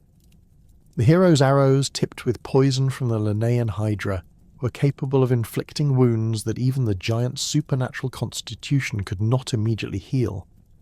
More importantly, Heracles possessed the mortality necessary to deliver the killing blow that divine power alone could not accomplish. The death of Alcyoneus required careful coordination between divine and mortal efforts. Zeus used his lightning to stun the giant and hold him immobile, while Heracles delivered the fatal arrow shot that penetrated the monster's heart. The giant's death throes created an earthquake that split mountains and diverted rivers, demonstrating the enormous forces that had been contained within his living form. Similar battles erupted across the known world as other Olympian gods engaged individual giants in combat that combined divine power with heroic assistance. Athena faced Enceladus, using her superior tactical knowledge to compensate for the giant's advantage in raw strength. She maneuvered the battle to Sicily, where she could use the island's volcanic activity to supplement her own attacks. The final victory required her to hurl the entire island on top of the giant, trapping him beneath Mount Etna where his struggles would create ongoing volcanic eruptions. Poseidon's battle with Polybotes took place across the Aegean Sea, where the sea god's control over water provided significant advantages against an opponent whose serpentine lower body was not adapted for aquatic combat. Poseidon used his trident to create massive whirlpools that disrupted the giant's movements while summoning tsunamis that repeatedly knocked his opponent off balance. The final blow came when Poseidon broke off a piece of the island of Kos and hurled it at Polybotes, crushing the giant beneath what would become the smaller island of Niceros. Apollo and Artemis worked together against the giant twins Ephialtes and Otus, using their complementary skills as archers to maintain distance while inflicting cumulative damage through precisely aimed shots. Apollo's arrows carried the power of solar heat, capable of burning through the giant's scaly hide, while Artemis's lunar-blessed projectiles created freezing wounds that slowed their opponent's movements. The The twins' defeat required the intervention of mortal archers who could deliver the final shots necessary to complete their destruction. The Gigantomachy's conclusion established important precedents for future divine-mortal cooperation, while demonstrating the limitations of purely divine power in certain types of conflicts. Zeus's acknowledgement that the gods required mortal assistance to defeat the giants represented a significant evolution in his understanding of cosmic governance and the interdependence between different levels of existence. Even as the giants' rebellion was being suppressed, a far more dangerous threat emerged from the deepest parts of the earth. Typhon, the most monstrous offspring of Gaia and Tartarus, represented chaos in its purest and most destructive form. Unlike the giants, who retained some elements of strategic thinking and organized behavior, Typhon embodied mindless destruction that sought to reduce the entire universe to its original state of primordial void. Typhon's physical form defied easy description, combining elements from multiple creatures in ways that violated natural law and challenged the very concept of organized existence. His torso possessed the basic shape of a gigantic man, but his size exceeded even that of the largest giants, his head reaching into the clouds while his feet remained firmly planted on the earth. His arms were not human limbs but massive serpents, whose heads possessed independent consciousness and venomous fangs capable of killing gods through a single bite. From his shoulders sprouted enormous wings that blocked out the sun when fully extended, their feathers replaced by scales that gleamed with an oily darkness that seemed to absorb light rather than reflect it. His legs were not human limbs but the coiled bodies of dragons whose movements could create chasms in the earth simply through their passage across the landscape. Most terrifying of all was Typhon's head, which combined human features with those of various predatory beasts in ways that created an appearance of pure malevolence. His eyes burned with fires that had never known the warmth of life, while his mouth contained rows of teeth borrowed from sharks, lions, and serpents. His voice could produce sounds ranging from the roar of lions to the hiss of snakes to the screech of eagles, often combining multiple vocalizations simultaneously to create cacophonies that drove listeners insane. When Typhon emerged from his underground lair and began his assault on the established order, his very presence caused widespread panic among both gods and mortals. The monster's approach was heralded by unnatural phenomena. Rivers began flowing backward, mountains cracked without cause, and the sky itself seemed to darken as if the sun had forgotten its duty to provide light and warmth to the world. The other Olympian gods, despite their recent victory over the giants, recognized immediately that Typhon represented a threat beyond their collective ability to handle. His immunity to conventional attacks and his capacity for destroying entire landscapes through casual movement made him a challenge that required Zeus's personal attention and full divine power to address. Many of the gods fled to Egypt when Typhon's rampage began, transforming themselves into animal forms to avoid detection by the monster whose senses could track divine essence across vast distances. Apollo became a crow, Artemis transformed into a cat, while Aphrodite and Eros assumed the forms of fish and hid in the Nile River. Their flight, while tactically prudent, left Zeus to face the ultimate threat to cosmic order with minimal divine support. The initial confrontation between Zeus and Typhon took place in the mountains of Asia Minor, where the king of the gods attempted to use his thunderbolts to drive the monster back towards his subterranean origins. The battle's opening exchanges demonstrated immediately that Typhon possessed resistance to electrical attacks that far exceeded anything Zeus had previously encountered. Lightning strikes that should have been fatal merely caused the monster mild discomfort, while thunder that could shatter mountains had no apparent effect on his supernatural constitution. Typhon's counterattack nearly ended the conflict before it had properly begun. The monster's serpent arms moved with impossible speed and coordination, their venomous fangs seeking to inject poisons that could kill even the king of the gods. Zeus found himself forced into purely defensive tactics, using his superior mobility to avoid direct contact while seeking weaknesses in his opponent's seemingly impregnable defences. The battle's most dangerous moment came when Typhon managed to grapple Zeus directly, his serpent arms coiling around the god's body, while his fangs sought vulnerable points in divine anatomy. The monster's strength proved sufficient to immobilize even Zeus, whose struggles seemed only to tighten the coils that threatened to crush his immortal form. Typhon's victory seemed assured when he succeeded in severing the tendons in Zeus's hands and feet, crippling the god's ability to wield his thunderbolt or escape through flight. The disabled Zeus was imprisoned in a cave where Typhon could guard him while deciding how to complete the destruction of the cosmic order. The monster's arrogance in savouring his victory, rather than immediately killing his captive, provided the crucial delay that allowed for Zeus's eventual rescue and recovery. Hermes and Egipan, a minor goat-footed god, infiltrated Typhon's lair while the monster was distracted by his triumph. They succeeded in stealing Zeus's severed tendons and reattaching them to his body, restoring his divine capabilities while Typhon remained unaware of the rescue operation. The healing process required considerable time, during which the two rescuers maintained careful watch to prevent discovery by their monstrous enemy. Zeus's recovery was accompanied by a fundamental change in his approach to the conflict. His initial defeat had demonstrated that conventional divine power, even at its maximum intensity, was insufficient to overcome Typhon's supernatural resistance. The king of the gods recognized that victory would require tactics that transcended normal combat methods and drew upon cosmic forces that exceeded even his usual capabilities.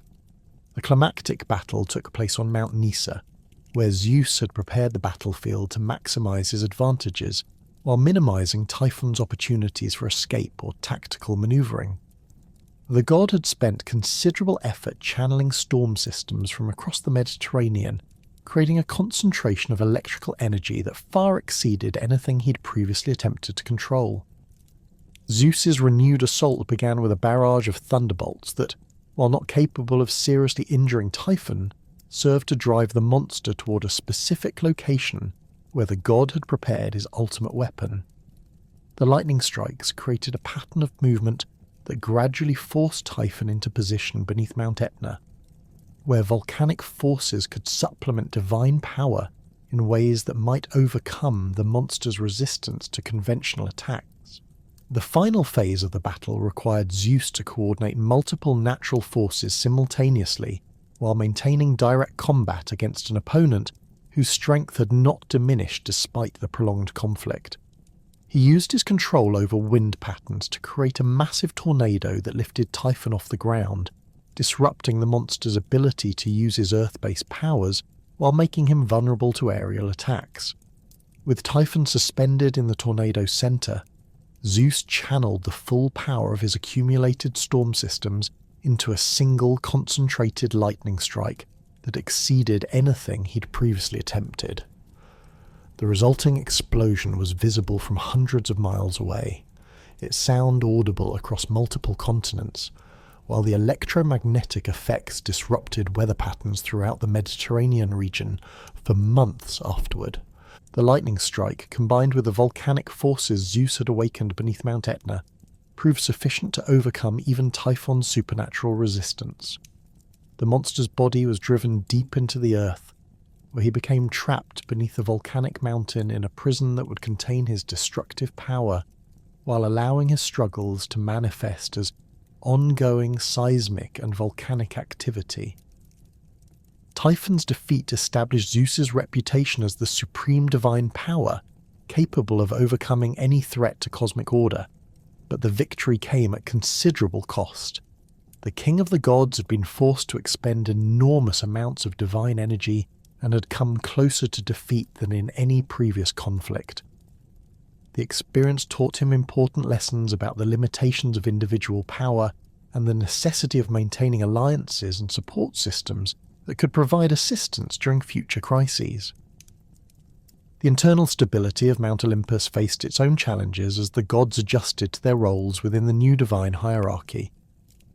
Not all of the Olympians were entirely satisfied with their assigned positions and responsibilities, leading to occasional tensions that threatened to disrupt the cooperative relationships essential for effective governance.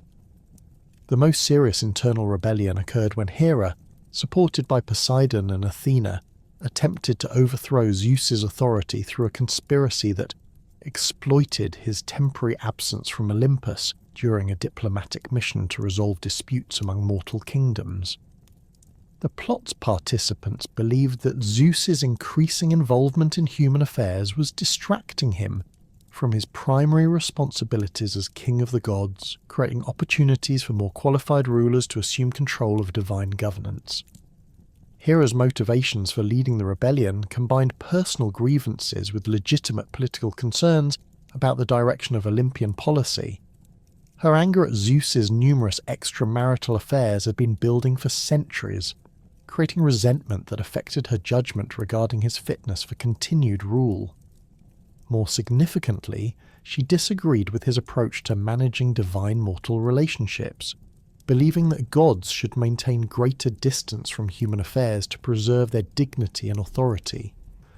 Poseidon's participation reflected his ongoing dissatisfaction with the division of cosmic realms that had assigned him dominion over the seas, while granting Zeus authority over the more prestigious heavenly sphere. Despite the random nature of the lot-drawing ceremony that had determined these assignments, Poseidon had never fully accepted his exclusion from supreme power and remained receptive to opportunities for advancing his own position within the divine hierarchy. Athena's involvement was perhaps the most surprising aspect of the conspiracy, given her usual role as Zeus's most trusted advisor and her reputation for wisdom and strategic thinking. Her participation apparently reflected concerns about Zeus's decision-making process and his tendency to act impulsively without consulting other gods who might provide valuable perspectives on complex issues. The conspiracy's plan involved binding Zeus with chains forged from adamantine, the same unbreakable material that had once imprisoned the Cyclops and Hecatonchires in Tartarus. The conspirators believed that physical restraint would force Zeus to negotiate changes in Olympian governance, while preventing him from using his superior individual power to suppress their legitimate grievances through violence. The plot's execution required careful timing and coordination, as Zeus's strength made him capable of resisting multiple opponents if he remained free to use his full capabilities. The conspirators waited until Zeus had returned to Olympus in a state of exhaustion, following his diplomatic efforts, then approached him under the pretense of discussing routine administrative matters. The binding attempt nearly succeeded due to the element of surprise and the conspirators' careful preparation. Hera engaged Zeus in conversation about domestic issues, while Poseidon and Athena positioned themselves to restrict his movements when the signal was given. The adamantine chains were concealed nearby, ready for immediate deployment once Zeus had been immobilized through coordinated physical restraint. Zeus's escape from the conspiracy came through the intervention of Thetis, a sea nymph whose loyalty to the established order overcame any sympathy she might have felt for the rebels' grievances. Recognizing the potential consequences of successful rebellion against the king of the gods, she summoned Briareus, one of the Hecatonchires whose freedom Zeus had secured during the war against the Titans. Briareus' arrival immediately shifted the balance of power in Zeus's favor. The 100-handed giant's strength exceeded that of any individual Olympian, while his loyalty to Zeus was absolute due to gratitude for his liberation from Tartarus. His mere presence was sufficient to discourage the conspirators from proceeding with their plan, as they recognized that success would require overcoming not only Zeus, but also his monstrous ally. The rebellion's failure resulted in punishments that demonstrated Zeus's authority, while avoiding excessive severity that might create martyrs or inspire future resistance. Hera was suspended from the heavens by golden chains, a humiliating position that emphasized her helplessness without causing permanent physical harm. Poseidon and Apollo, who had provided indirect support to the conspiracy, were sentenced to temporary exile from Olympus and forced to serve mortal masters as labourers, an experience designed to teach them humility and appreciation for their divine privileges. Athena's punishment was less severe due to her usual loyalty and her valuable contributions to Olympian governance. Zeus assigned her additional responsibilities that would keep her occupied with constructive activities while demonstrating his continued trust in her abilities despite her momentary lapse in judgment. The conspiracy's aftermath led to important changes in Olympian administrative procedures designed to prevent future rebellions while addressing some of the legitimate concerns that had motivated the original plot. Zeus established regular councils where other gods could present their views on policy issues, creating formal channels for dissent that reduced the likelihood of underground resistance movements. These internal conflicts, while potentially dangerous to Olympian stability, ultimately strengthened Zeus's position by demonstrating both his ability to overcome challenges and his willingness to reform governance practices in response to legitimate criticism. The experiences taught him valuable lessons about the importance of maintaining communication with subordinates and addressing grievances before they escalated into open rebellion. The establishment of Zeus's divine authority over the cosmos brought with it unprecedented responsibility for governing the complex relationships between immortal gods and mortal humans. Unlike the Titans, who had maintained a distant oversight of natural phenomena with minimal direct intervention in human affairs, Zeus recognized that effective cosmic governance required active engagement with mortal civilizations to ensure justice, maintain social order, and prevent the chaos that could arise from unchecked human behavior. Zeus's role as protector of justice extended far beyond the resolution of disputes among gods to encompass the fundamental principles that governed mortal society. His authority over divine law made him the ultimate arbiter of right and wrong, with the power to punish violations that threatened the stability of civilized order. The gods' understanding of justice combined absolute moral principles with practical recognition that different circumstances might require flexible application of universal laws. The concept of hospitality, known to the Greeks as xenia, became one of Zeus's most important areas of oversight, due to its crucial role in maintaining peaceful relationships between different communities and cultures. The ancient world lacked the infrastructure and institutions that would later facilitate safe travel, making the customs surrounding host-guest relationships essential for trade, diplomacy, and cultural exchange. Zeus personally guaranteed the sanctity of these relationships, ensuring that violations would face divine retribution regardless of the social status or political power of those involved. The gods' protection of hospitality laws manifested through direct intervention in cases where mortals violated the sacred trust between hosts and guests. When hosts failed to provide appropriate welcome to travellers, or when guests abused the generosity offered to them, Zeus would impose punishments designed both to correct the immediate injustice and to serve as warnings that would deter future violations. These punishments often involved ironic reversals of fortune that demonstrated the cosmic principle that those who showed kindness to strangers would receive divine favour, while those who mistreated visitors would face corresponding hardship. The enforcement of oath-keeping represented another crucial aspect of Zeus's oversight of mortal affairs. In societies where written contracts were rare and legal institutions remained primitive, the binding power of sworn promises provided the foundation for everything from commercial agreements to international treaties. Zeus's role as witness to oaths gave them supernatural enforcement power that transcended human authority, making promise-breaking not merely a social transgression, but a form of impiety that invited divine punishment. The gods' methods for punishing oathbreakers varied according to the severity of the violation and the circumstances surrounding the broken promise. Minor infractions might result in temporary misfortune or embarrassment that taught appropriate lessons without causing permanent harm. More serious violations, particularly those involving sacred oaths or promises that affected many people, could trigger divine wrath that manifested as natural disasters, military defeats, or personal catastrophes that served as unmistakable signs of divine displeasure.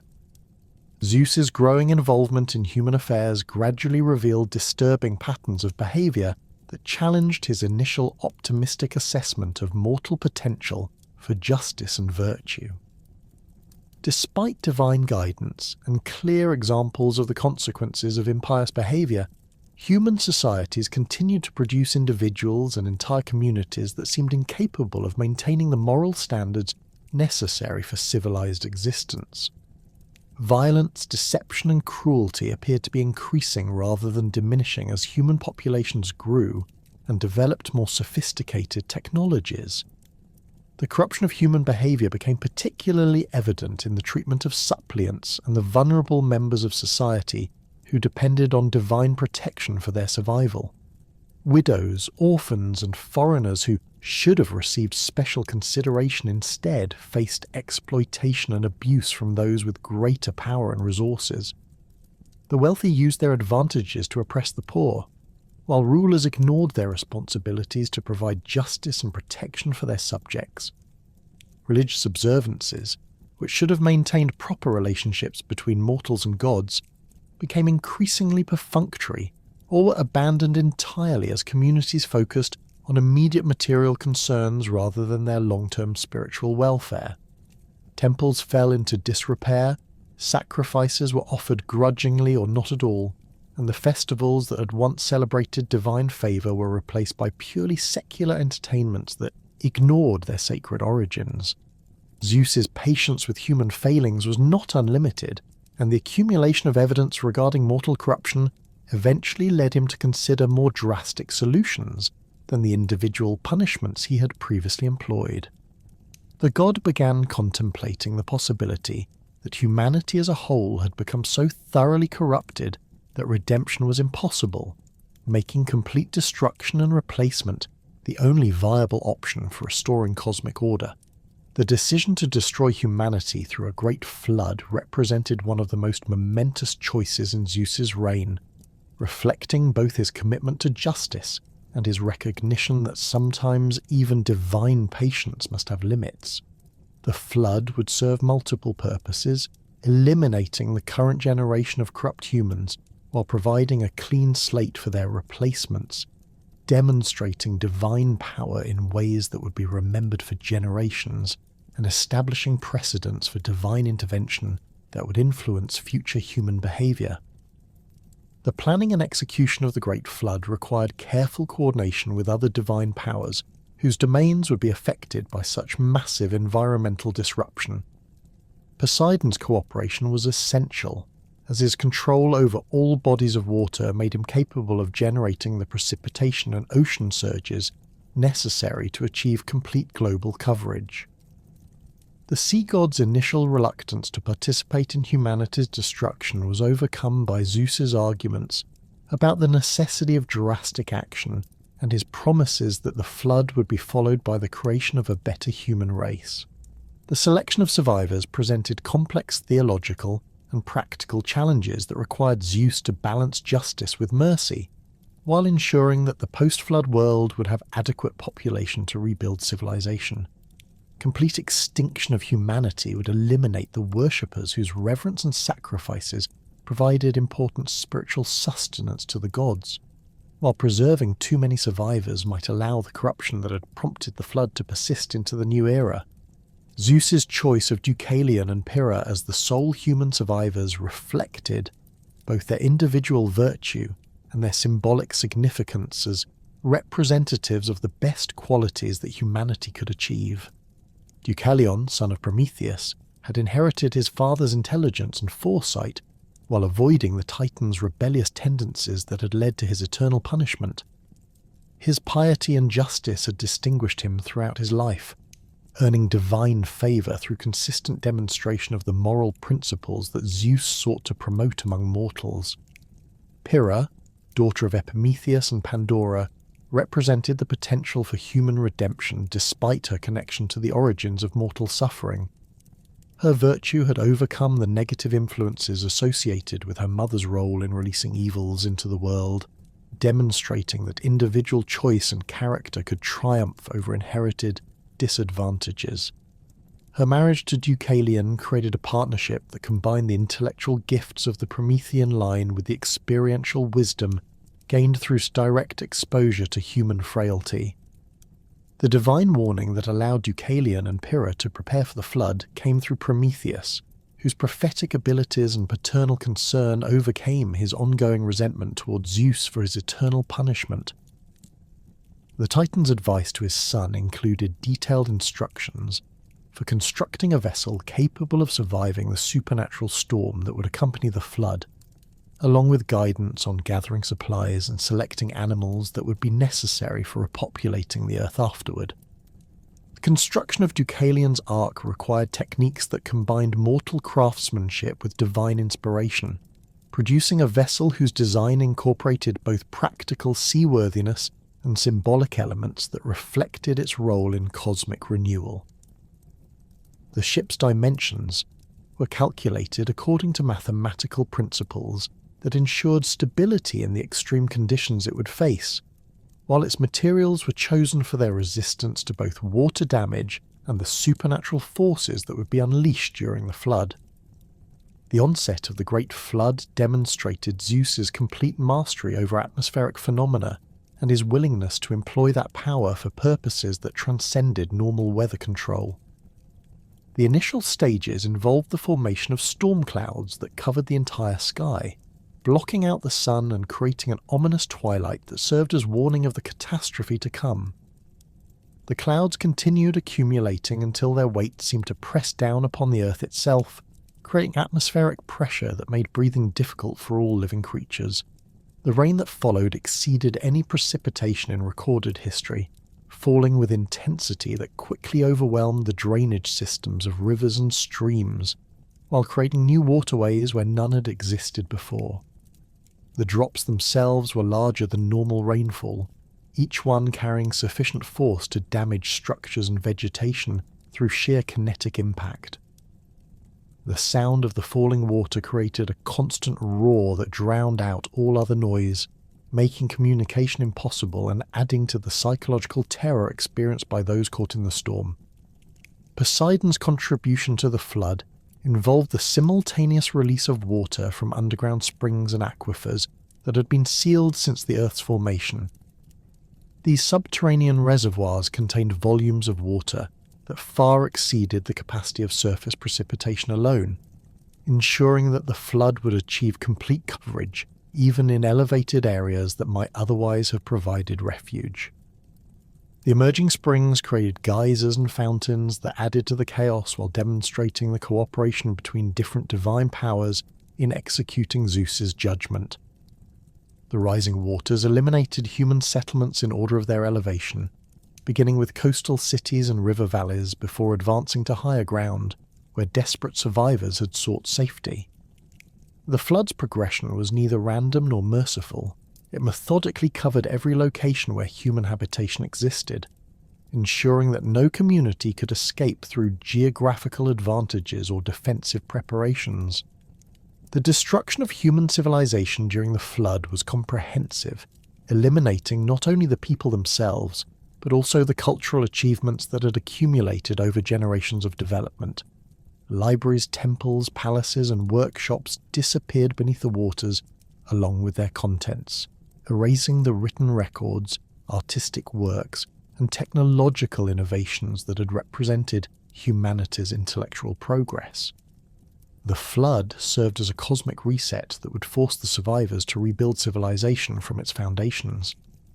Animal life faced similar devastation, though Zeus's justice recognized that beasts had not participated in the moral corruption that had prompted divine intervention. Many species found refuge on high mountains or floating debris, while others received direct divine protection that ensured their survival for the post-flood world. The preservation of animal life reflected Zeus's understanding that the natural world should not suffer permanent damage for humanity's failures.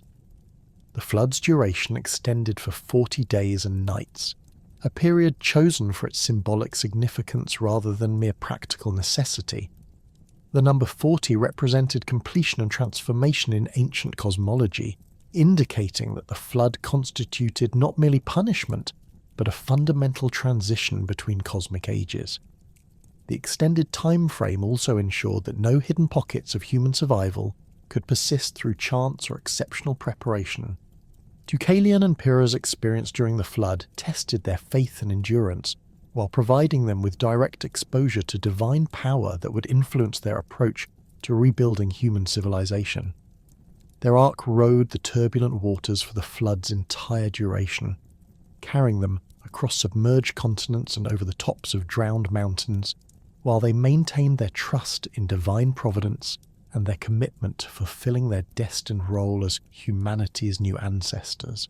The gradual recession of the floodwaters revealed a transformed landscape that bore little resemblance to the pre-flood world. Familiar geographical features had been erased or altered beyond recognition, while new formations had emerged from the redistribution of sediment and debris.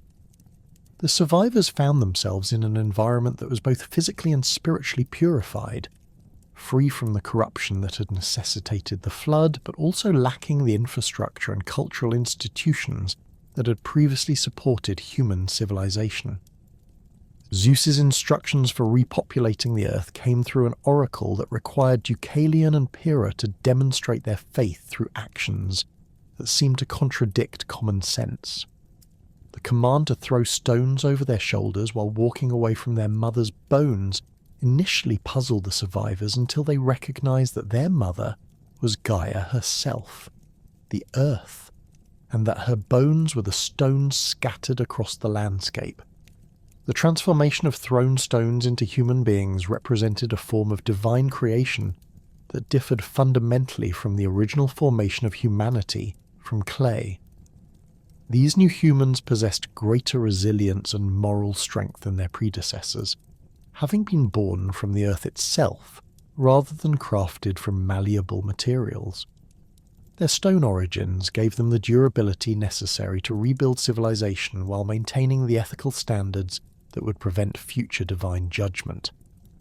The stones thrown by Deucalion became men who inherited his virtues of wisdom, justice and piety, while those thrown by Pyrrha became women who possessed her qualities of compassion, endurance and moral strength. This gender-specific creation ensured that the new human race would maintain proper balance between masculine and feminine principles while avoiding the corruption that had characterized their predecessors. Zeus's intervention in mortal conflicts extended beyond catastrophic judgments to include ongoing involvement in the political and military affairs of human kingdoms.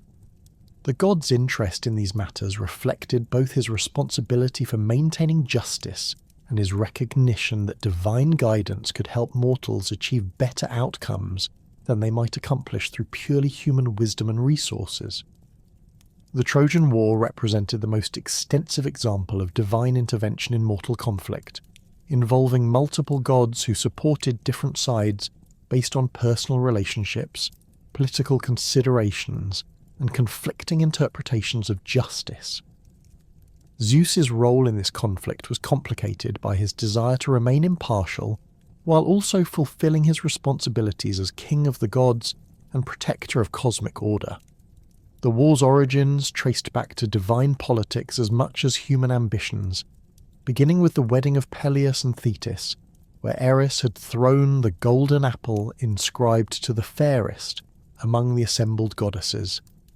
The resulting dispute between Hera, Athena and Aphrodite required resolution through Paris's judgment, which inevitably created resentment among the losing goddesses and their supporters, while establishing obligations that would influence the subsequent conflict.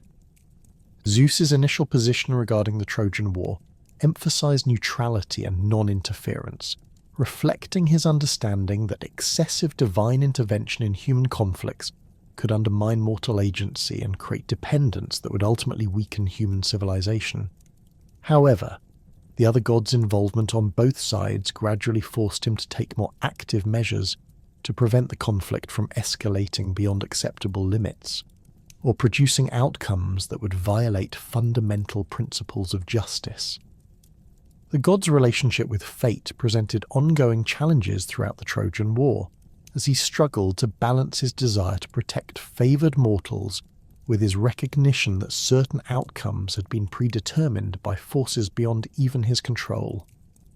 His son Sarpedon's destined death at the hands of Patroclus created particular anguish, as Zeus contemplated violating fate to save his beloved child, but ultimately accepted that even divine authority had limits that should not be transgressed. The scales of fate that Zeus employed to determine crucial outcomes during the war represented more than mere decision-making tools. They embodied cosmic principles that governed the relationship between divine will and predetermined destiny. When the scales indicated that Hector must die at Achilles' hands, Zeus's acceptance of this verdict demonstrated his commitment to maintaining universal order, even when it required personal sacrifice and emotional pain. Zeus's protection of suppliants and his punishment of those who violated sacred customs played crucial roles throughout the Trojan conflict. His intervention on behalf of Priam, when the aged king sought to ransom Hector's body from Achilles, demonstrated divine commitment to the principles of mercy and proper treatment of the bereaved, while his punishment of Ajax's assault on Cassandra in Athena's temple showed that not even military victory could excuse violations of religious sanctuary. The concept of hubris, excessive pride that led mortals to challenge divine authority or overstep the boundaries appropriate to their station, became a central theme in Zeus's interactions with humanity. The god's punishment of hubris served both corrective and preventive functions, teaching individuals and communities about the importance of maintaining proper humility, while demonstrating to observers the consequences of exceeding mortal limitations. Prometheus's eternal torment represented perhaps the most famous example of Zeus's response to divine hubris, though the Titan's case involved complexities that distinguished it from typical mortal offences.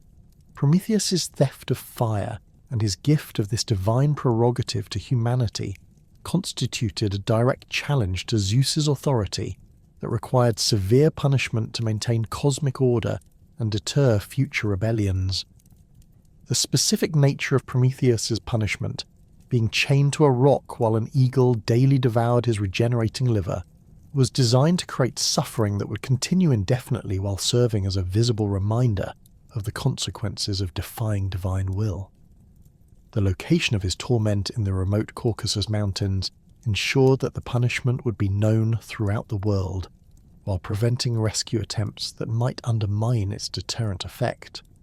Zeus's decision to make Prometheus's suffering eternal rather than temporary reflected both the severity of his offence and the symbolic importance of maintaining divine prerogatives. Fire represented more than mere physical phenomenon. It embodied the technological knowledge and creative power that distinguished gods from mortals. Prometheus's unauthorized sharing of this gift threatened the fundamental hierarchy that kept the cosmos in proper order. The punishment of mortal hubris typically involved ironic reversals that demonstrated the futility of challenging divine authority while teaching appropriate lessons about human limitations. Kings who claimed divine status might find themselves reduced to beggary, while warriors who boasted of invincibility could face defeat by seemingly inferior opponents. These punishments were carefully calibrated to match the specific nature of each offence while serving broader educational purposes. Niobe's transformation into stone after boasting that her 14 children exceeded Leto's 2 offspring provided a classic example of how Zeus addressed maternal pride that crossed into blasphemy. The punishment was implemented through Apollo and Artemis, who killed all of Niobe's children with their arrows before Zeus completed the judgment by turning the grieving mother into a rock that would weep eternally for her lost offspring. The punishment served multiple purposes beyond correcting Niobe's individual offence. It demonstrated the gods' protection of their own honour and family relationships, showed the consequences of comparing mortal achievements unfavourably to divine accomplishments, and created a permanent monument to divine justice that would influence future generations' understanding of appropriate behaviour toward the gods. Human attempts to achieve immortality or divine status represented particularly serious forms of hubris, that required Zeus's personal attention and severe punishment. Ixion's assault on Hera and his subsequent punishment of being bound to a fiery wheel that spun eternally through the heavens demonstrated that even kings could not escape justice for crimes against the gods, regardless of their mortal status or political power. The punishment's eternal nature reflected both the severity of Ixion's offence and Zeus's determination to create deterrents that would prevent similar crimes in the future. The fiery wheel's constant motion through the sky made Ixion's torment visible to all mortals while serving as a reminder that divine justice, though sometimes delayed, was ultimately inescapable. Tantalus's punishment for serving his son Pelops as food to test the god's omniscience resulted in eternal hunger and thirst that could never be satisfied despite the apparent proximity of food and water. The punishment's ironic nature, a host who had violated the most sacred principles of hospitality, being forever denied sustenance, demonstrated Zeus's understanding of justice as more than mere retribution, but as education through experience of the consequences of one's actions. These divine punishments established patterns of moral instruction that influenced human behaviour for generations after the original offences. The stories of divine justice served as cautionary tales that helped maintain social order by discouraging behaviours that threatened community stability and religious observance. Zeus's reputation for detecting and punishing violations of divine law encouraged self-regulation among mortals who understood that their actions had cosmic consequences extending far beyond immediate human concerns. The thunderbolt that Zeus carried became far more than a weapon of divine warfare. It evolved into the most recognizable symbol of supreme authority in the ancient world, its image carved into temple pediments, stamped onto coins, and painted on pottery across the Mediterranean. The weapon's distinctive zigzag shape, resembling a spear with jagged edges that seemed to capture lightning in solid form, appeared in artistic representations with remarkable consistency from the earliest Greek settlements to the far reaches of territories touched by Hellenic influence.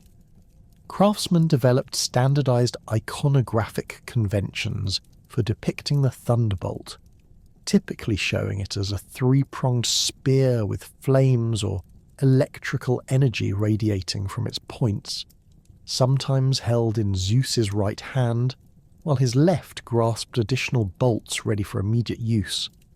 The thunderbolt's symbolic significance extended beyond mere representation of destructive power to encompass concepts of divine justice, swift retribution, and the ability to illuminate truth through the sudden revelation that accompanied lightning strikes.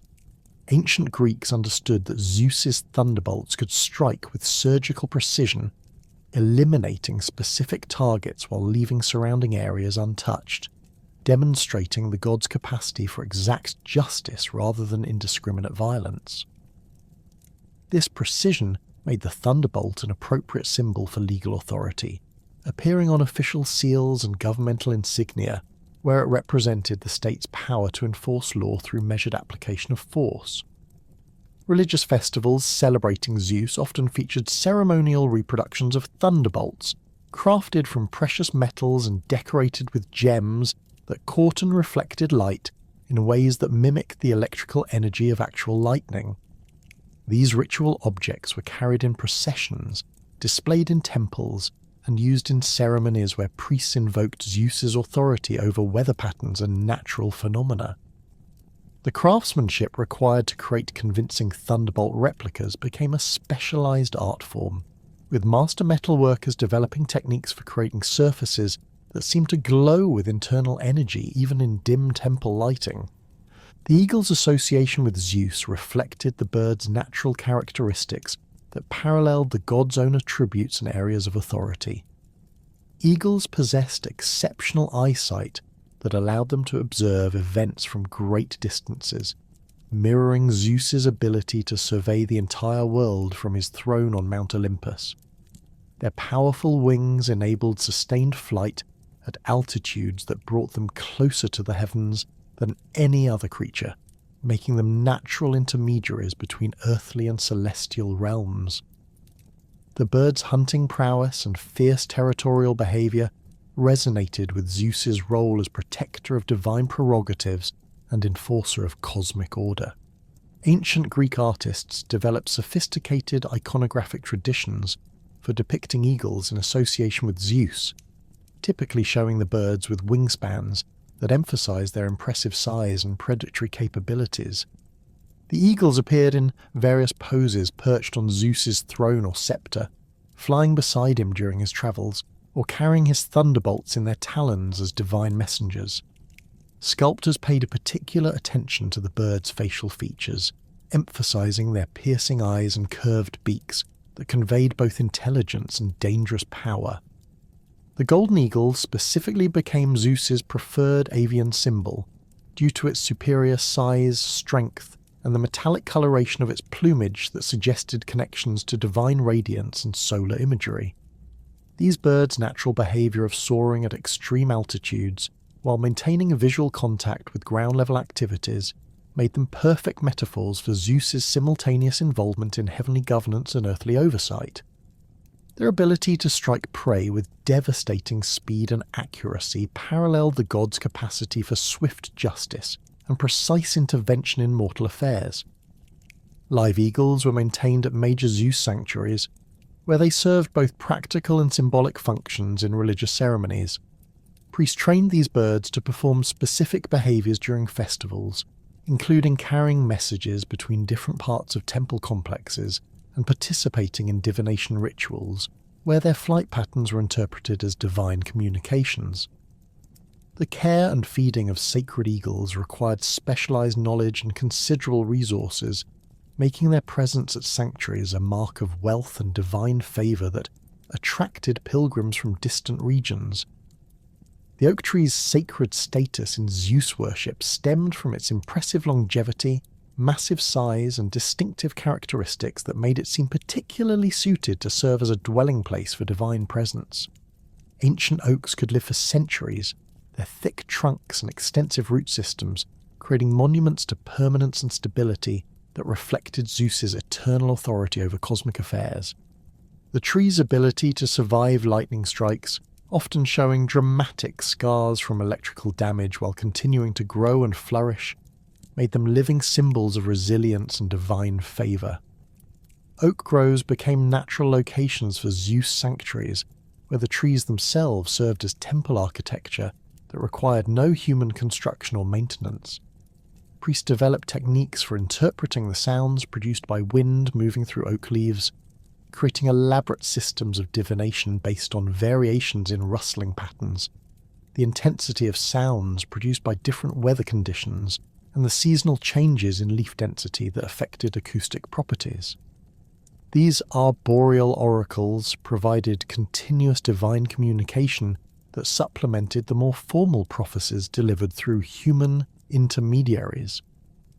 The Dodona Sanctuary in Epirus represented the most famous example of oak-based Zeus worship, where an ancient grove of sacred trees served as the foundation for one of Greece's oldest and most respected oracular sites. The sanctuary's priests, known as seloi, lived in deliberate simplicity that emphasized their connection to natural rather than artificial environments. They slept on the ground rather than in beds, avoided washing their feet to maintain contact with the earth, and wore minimal clothing that would not interfere with their ability to hear and interpret the subtle sounds produced by the sacred oaks. The Dodona oracle's responses were delivered through multiple methods that all involved the sacred oak grove's natural phenomena. Priests listened to the rustling of leaves in specific trees that had been designated as primary communication channels with Zeus, interpreting variations in sound as divine messages that could address questions ranging from personal concerns to matters of state policy. Bronze vessels suspended from oak branches created additional acoustic effects when moved by wind, their metallic tones providing supplementary information that helped clarify ambiguous leaf-rustling messages. The sanctuary also employed sacred doves whose behaviour among the oak trees was interpreted as divine communication, creating a complex system of natural divination that combined multiple forms of wildlife observation with acoustic interpretation of wind effects. Pilgrims travelled from across the Mediterranean to consult the Dodona oracle, bringing offerings that supported the sanctuary's operations while demonstrating the widespread respect for Zeus's arboreal manifestations. The Olympic Games originated as a religious festival honouring Zeus at his sanctuary in Olympia, where athletic competitions served as offerings that demonstrated human excellence while celebrating divine favour and protection. The Games' 4-year cycle, known as an Olympiad, created a regular pattern of pan-Hellenic religious observance that transcended the political divisions and military conflicts that frequently separated Greek city-states. During Olympic periods, sacred truces suspended warfare and allowed safe passage for athletes and spectators travelling to participate in or observe the competitions. The Olympic sanctuary's layout reflected its dual function as both religious centre and athletic venue, with the sacred precinct containing Zeus's temple and altar positioned adjacent to the stadium, hippodrome, and other facilities required for sporting events. This arrangement ensured that all athletic activities took place within sight of Zeus's sacred space, emphasising the religious nature of competitions that might otherwise appear to be purely secular entertainment. The Temple of Zeus at Olympia housed one of the ancient world's most impressive cult statues, a massive gold and ivory figure created by the sculptor Phidias that stood approximately 40 feet tall and depicted the gods seated on an elaborate throne decorated with mythological scenes. The statue's size and craftsmanship made it one of the 7 wonders of the ancient world, attracting visitors who came specifically to witness this artistic representation of divine majesty. The figure's materials, gold for Zeus's robes and ivory for his exposed skin, created visual effects that seemed to glow with internal light, particularly when illuminated by oil lamps and torches during evening ceremonies. Olympic competitions included events that specifically honoured different aspects of Zeus's divine nature and authority. The Stadion race, a sprint covering approximately 200 metres, celebrated speed and decisive action that paralleled Zeus's swift justice and rapid response to prayers and violations of divine law. Wrestling and boxing matches demonstrated physical strength and combat skills that reflected the god's military prowess and his victory over the Titans and other cosmic threats. Chariot racing showcased the wealth and breeding programs of elite participants while creating spectacular displays that entertained both divine and human audiences. The pentathlon combined 5 different athletic disciplines: running, wrestling, discus throwing, javelin throwing, and long jumping, in a comprehensive test of overall physical excellence that honoured Zeus's mastery over multiple domains of divine authority. Winners of Olympic events received olive wreaths cut from trees sacred to Zeus, creating victory prizes that possessed religious significance beyond their modest material value. These wreaths were often preserved as family heirlooms that demonstrated ancestral achievement and divine favour across multiple generations. The Olympic Games served crucial functions in maintaining Greek cultural unity, despite the political fragmentation that characterised the classical period. Athletes from different city-states competed according to standardised rules and traditions that created shared experiences transcending local customs and regional variations. Spectators witnessed performances by individuals from across the Greek world, fostering appreciation for achievements that represented Hellenic civilization as a whole rather than narrow civic interests.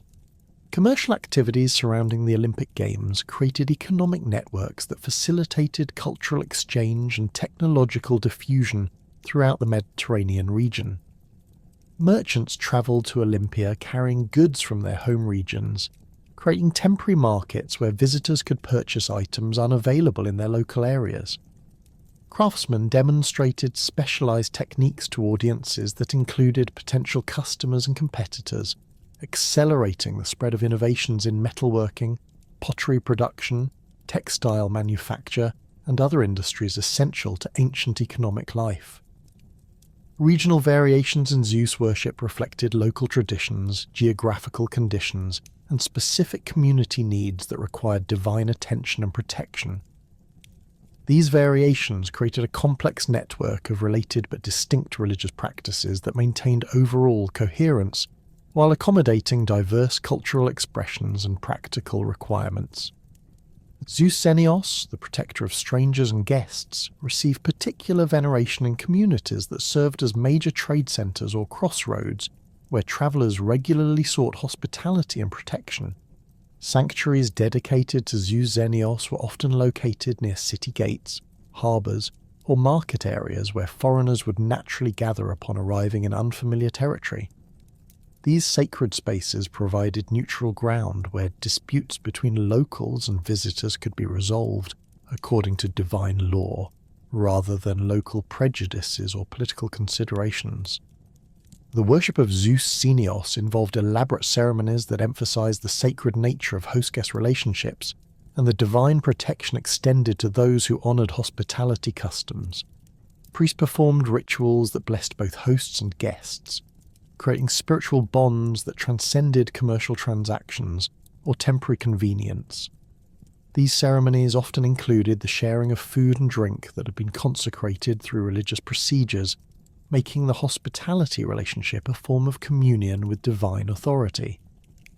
Communities that neglected Zeus Xenios worship or allowed violations of hospitality customs to go unpunished faced divine retribution that could manifest as economic difficulties, military defeats, or natural disasters that disrupted local prosperity.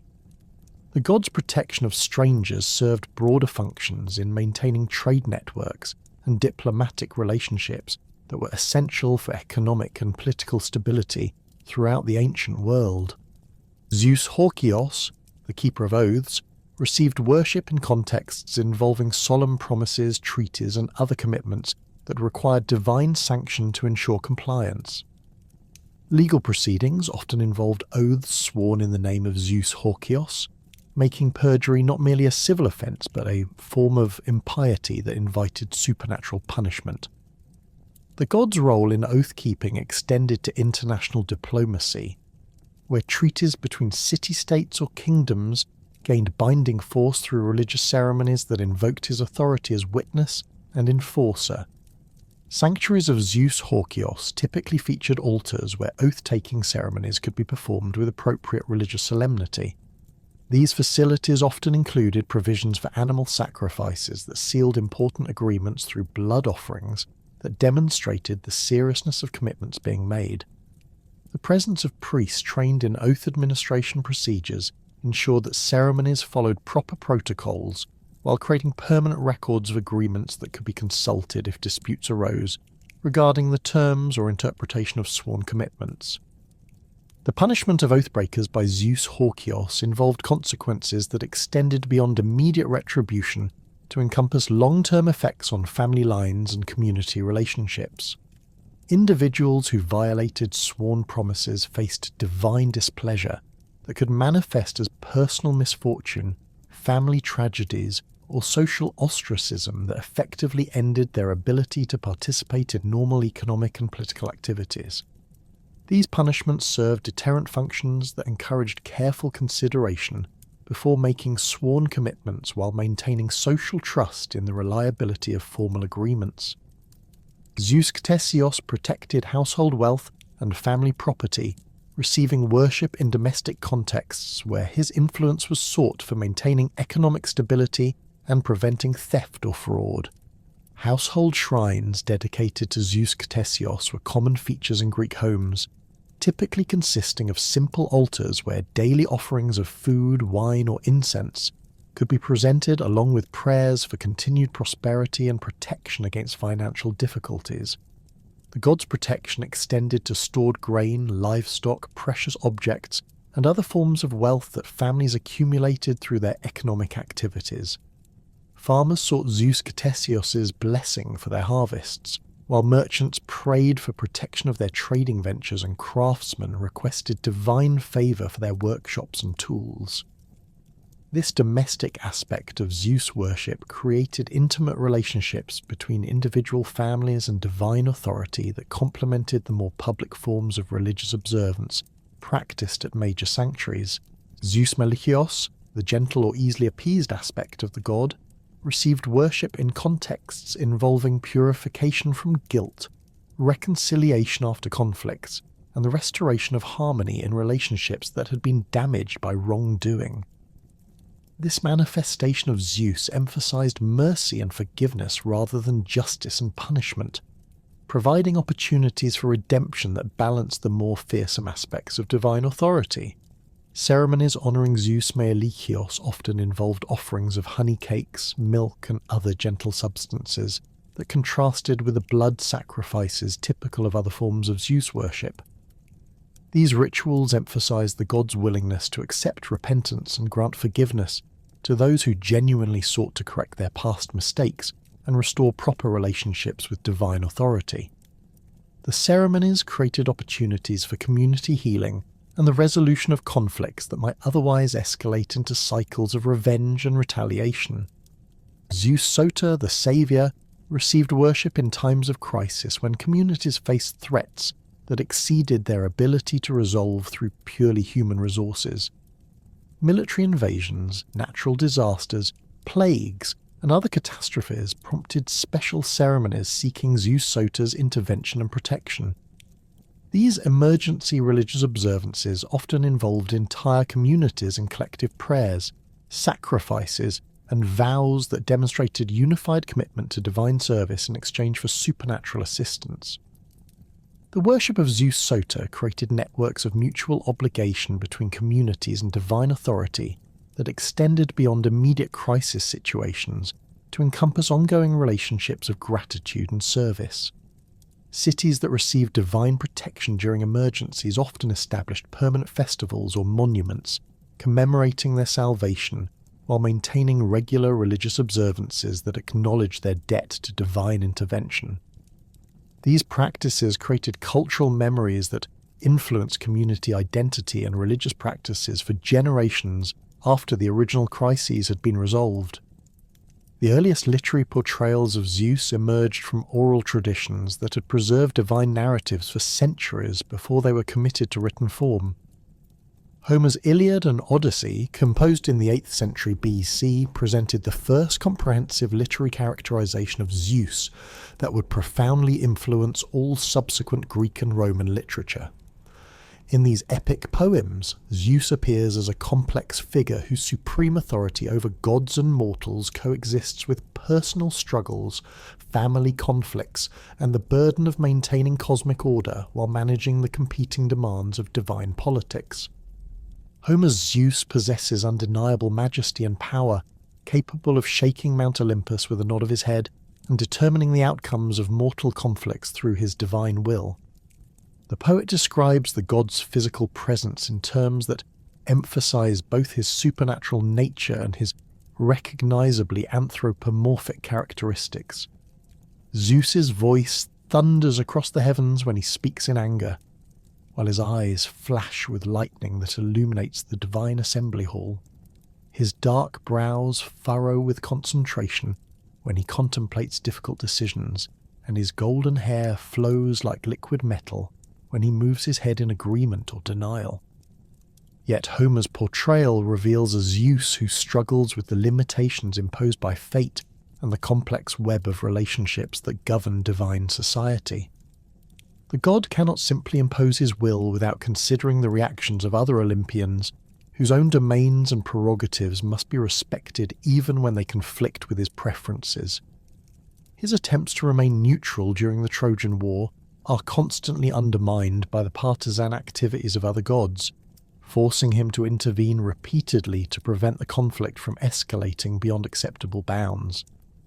The tension between Zeus's supreme authority and his role as patriarch of a fractious divine family creates much of the dramatic interest in Homer's characterization. Hera's jealousy regarding his extramarital affairs leads to domestic disputes that affect cosmic governance, while his children's competing loyalties and ambitions require constant diplomatic management. Apollo's anger at the death of his son Sarpedon challenges Zeus's commitment to fate, while Athena's military enthusiasm threatens to prolong conflicts that the king of the gods wishes to conclude. Homer's Zeus demonstrates remarkable psychological complexity in his internal struggles between personal desires and cosmic responsibilities. His love for mortal heroes like Sarpedon creates emotional conflicts when fate demands their deaths, forcing him to choose between paternal affection and universal order. These moments of vulnerability humanize the supreme deity while maintaining his essential dignity and authority. The poet shows Zeus weighing golden scales to determine fate's requirements, his expression revealing the emotional cost of accepting outcomes that cause him personal pain. The Iliad's famous scene of Zeus contemplating whether to save Sarpedon from his destined death illustrates the god's moral complexity and his ultimate commitment to cosmic order over personal preference. Homer describes Zeus's internal debate with psychological realism that makes the divine decision-making process comprehensible to human audiences, while maintaining appropriate reverence for divine authority. The god's final acceptance of fate's decree demonstrates wisdom and self-restraint that justify his position as king of the gods despite the emotional sacrifice required. Homer's portrayal of Zeus's relationship with fate itself reveals sophisticated theological thinking about the nature of divine authority and cosmic governance. The god appears bound by fate's decrees, yet also capable of influencing their implementation, creating a complex dynamic where supreme power operates within predetermined parameters. This relationship suggests that even divine authority must respect universal principles that transcend individual will, making Zeus a constitutional monarch rather than an absolute despot. The Odyssey presents Zeus in a somewhat different light, emphasizing his role as protector of justice and punisher of those who violate divine law. His punishment of Odysseus's companions for eating the cattle of Helios demonstrates his commitment to maintaining proper relationships between mortals and gods, while his eventual protection of Odysseus himself shows divine favour for those who demonstrate appropriate piety and respect. The god's intervention in the suitors' massacre reveals his support for legitimate authority and his opposition to those who abuse hospitality and threaten social order. Hesiod's theogony provided the definitive account of Zeus's rise to power that would serve as the foundation for all subsequent mythological narratives about divine succession and cosmic order. Written in the 7th century BC, this poem presented a systematic genealogy of the gods that traced Zeus's origins from the primordial chaos through the successive generations of divine rulers who preceded his own reign. Hesiod's approach differed markedly from Homer's focus on character and psychology, instead emphasizing the cosmic significance of Zeus's victory over the Titans and his establishment of a stable divine hierarchy. Hesiod's narrative begins with the emergence of the first divine beings from primordial chaos, establishing a cosmological framework that places Zeus's eventual rule within a broader pattern of cosmic evolution. The poet describes the successive overthrows of Uranus by Cronus and Kronos by Zeus as part of a natural progression toward increasingly sophisticated forms of divine governance. Each transition represents not merely a change in rulers, but a fundamental improvement in the cosmic order itself. The Theogony's account of Zeus's birth and concealment in Crete emphasizes the role of divine intelligence and planning in his eventual victory. Hesiod portrays Rhea's deception of Kronos as more than maternal cleverness. It represents the intervention of cosmic forces that ensure the proper succession of divine authority. The Acurete's protection of the infant Zeus involves not merely physical concealment, but magical rituals that prepare him for his destined role as cosmic ruler. Hesiod's description of the Titanomachy focuses on the cosmic significance of the conflict, rather than individual heroics or personal motivations. The war represents a fundamental struggle between older and newer forms of divine authority, with Zeus's victory establishing principles of justice, order, and proper governance that will characterize his reign.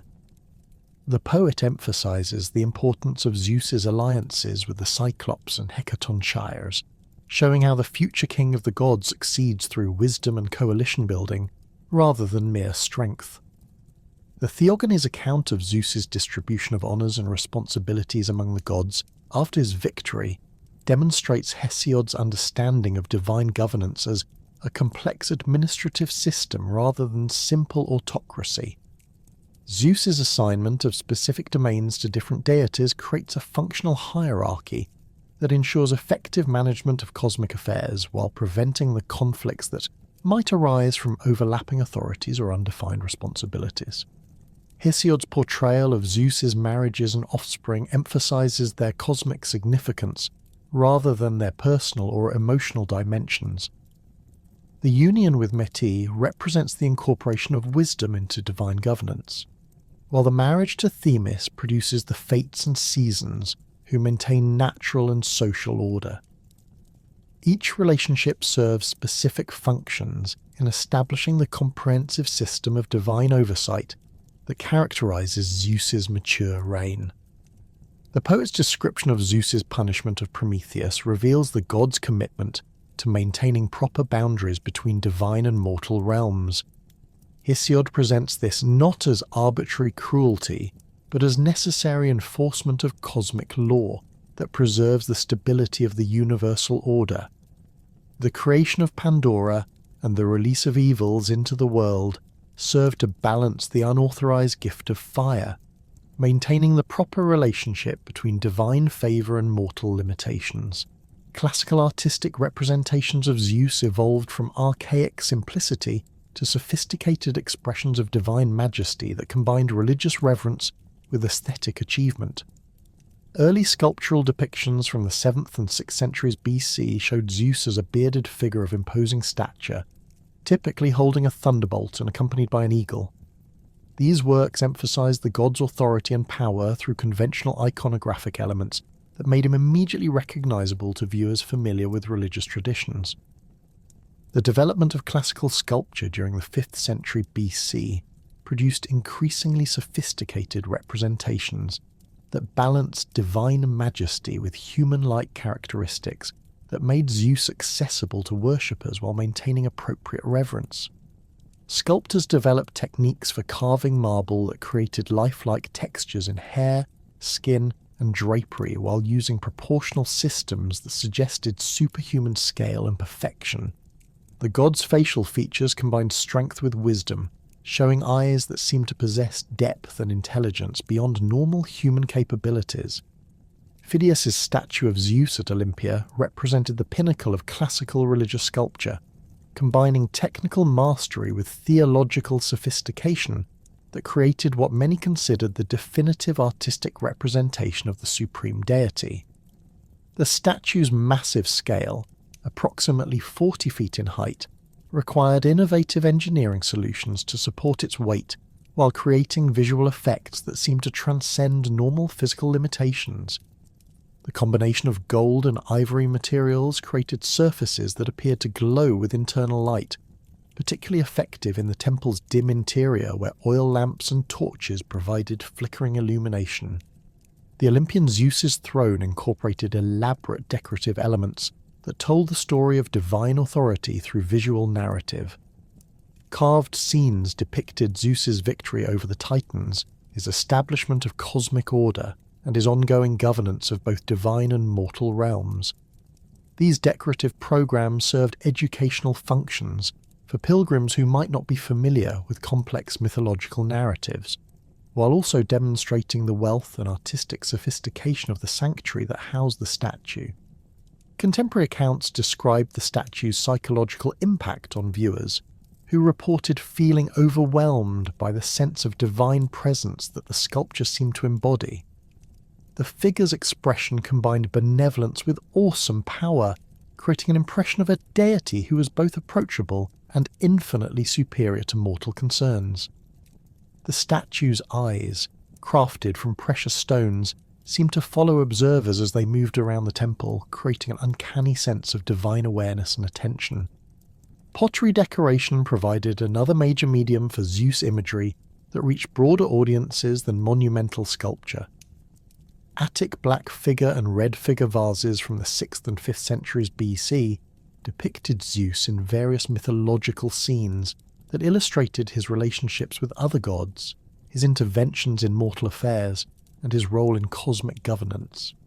These ceramic works serve both practical and decorative functions, bringing divine imagery into domestic contexts, where it provided daily reminders of religious obligations and divine oversight. Vase painters developed sophisticated iconographic conventions for depicting Zeus that balanced narrative clarity with artistic elegance. The god typically appeared as a mature bearded figure whose clothing and accessories indicated his supreme status among the Olympians. His thunderbolt was rendered with consistent stylistic elements that made it immediately recognizable, while his eagle companion appeared in various poses that complemented the overall composition while maintaining symbolic significance. The evolution of Zeus's artistic representation through different historical periods reflected changing theological emphases and aesthetic preferences that influenced religious expression.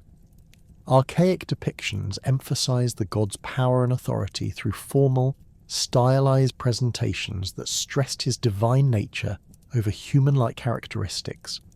Classical representations achieved greater psychological complexity and emotional resonance while maintaining appropriate dignity and reverence. Hellenistic sculpture introduced more dramatic and emotionally expressive treatments of Zeus that reflected the period's general tendency toward theatrical presentation and psychological realism. These works often showed the god in moments of action or emotional intensity, such as hurling thunderbolts or reacting to challenges to his authority. The increased emphasis on movement and emotion made Zeus more psychologically accessible while sometimes sacrificing the serene majesty that characterized earlier classical works. Architectural context for Zeus imagery required careful consideration of scale, visibility, and symbolic appropriateness that would enhance rather than diminish the religious functions of sacred spaces. Temple pediments provided prominent locations for sculptural programs that depicted major episodes from Zeus's mythological career, particularly his victory over the Titans and his establishment of cosmic order. These architectural sculptures served as visual proclamations of divine authority that could be seen from considerable distances. The Parthenon's sculptural program, while primarily dedicated to Athena, included significant Zeus imagery that emphasized his role as father of the gods and ultimate source of divine authority. The temple's east pediment depicted the birth of Athena from Zeus's head, showing the supreme deity as the source of wisdom and civilized order. The metopes and frieze incorporated additional references to Zeus's authority that reinforced the temple's religious functions, while celebrating Athenian connections to divine favor. Zeus's representation in different regional artistic traditions reflected local religious emphases and cultural preferences that created variations within overall iconographic consistency. Southern Italian Greek colonies developed distinctive styles for Zeus imagery that incorporated local artistic traditions while maintaining essential symbolic elements that preserved religious meaning. These regional variations demonstrate the adaptability of Zeus worship to different cultural contexts while maintaining core theological principles. The transition from archaic to classical to Hellenistic artistic styles in Zeus representation paralleled broader developments in Greek religious thought and practice. Early emphasis on divine transcendence and awesome power gradually incorporated greater psychological complexity and emotional accessibility, reflecting evolving relationships between gods and worshippers. These changes in artistic representation both reflected and influenced theological developments that would shape later religious traditions throughout the Mediterranean world. Literary treatments of Zeus in classical tragedy demonstrated the god's continuing relevance to contemporary moral and political concerns, while maintaining reverence for traditional religious narratives. Aeschylus, Sophocles, and Euripides each developed distinctive approaches to Zeus's characterization that reflected their individual theological perspectives and dramatic objectives.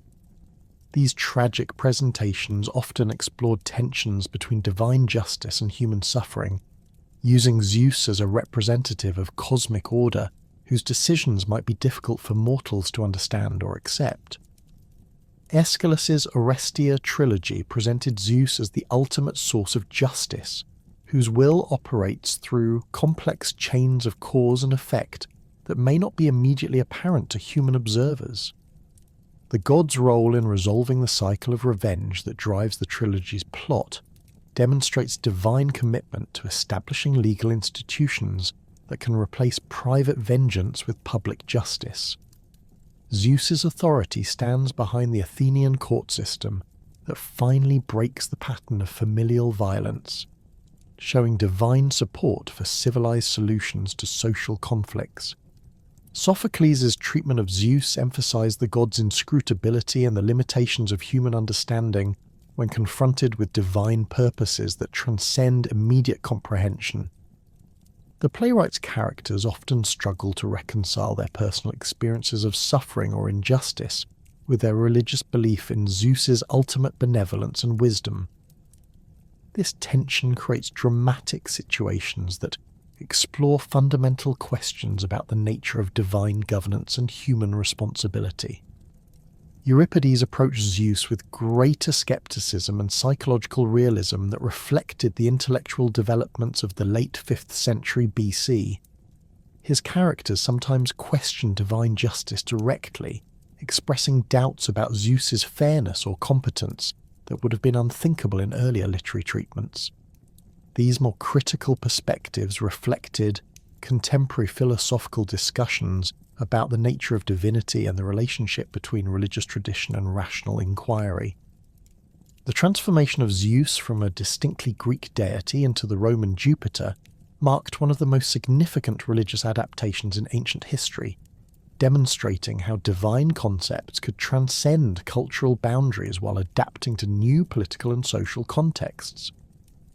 This syncretism began during the early period of Roman expansion into Greek territories, when Roman soldiers, merchants, and administrators encountered sophisticated Greek religious practices that offered more complex theological frameworks than their own relatively simple divine pantheon. The Roman identification of their sky god Jupiter with the Greek Zeus initially focused on shared attributes.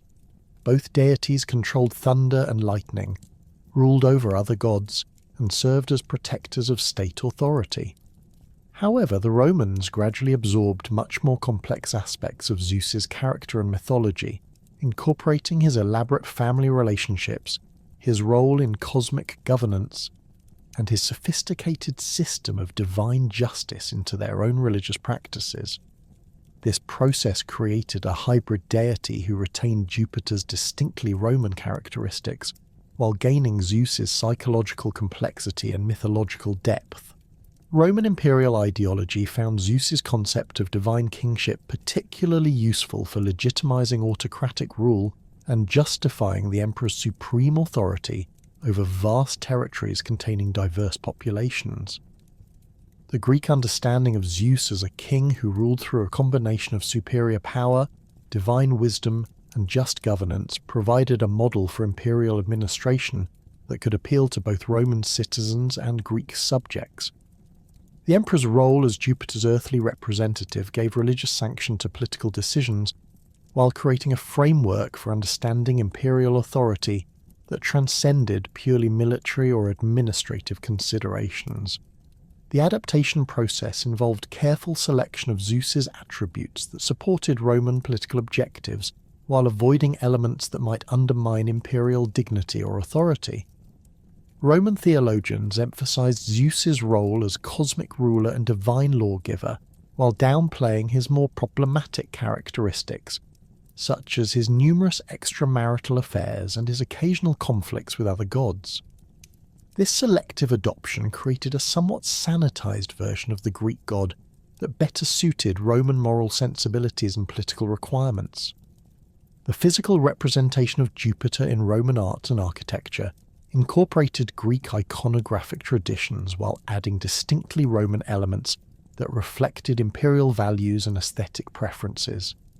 The famous statue of Jupiter Optimus Maximus in the Capitoline Temple combined the scale and majesty of Phidias's Olympian Zeus with Roman architectural elements and decorative motifs that emphasized the god's connection to Roman state power.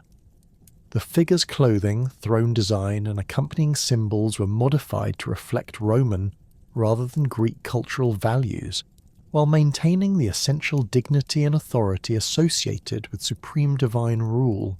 Roman religious festivals honouring Jupiter adapted Greek Olympic traditions while incorporating distinctly Roman elements that reflected the empire's military character and administrative complexity.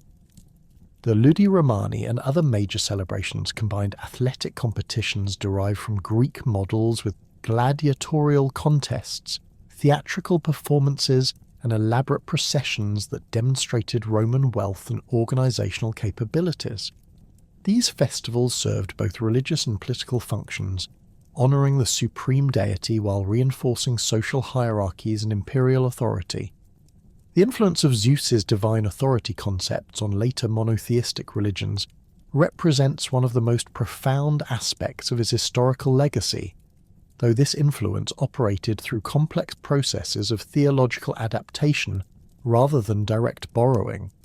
Early Christian theologians encountered Greek philosophical discussions about Zeus's nature and attributes through their education in classical literature and philosophy, absorbing concepts about divine omnipotence, cosmic governance, and ultimate justice that would significantly influence Christian theological development.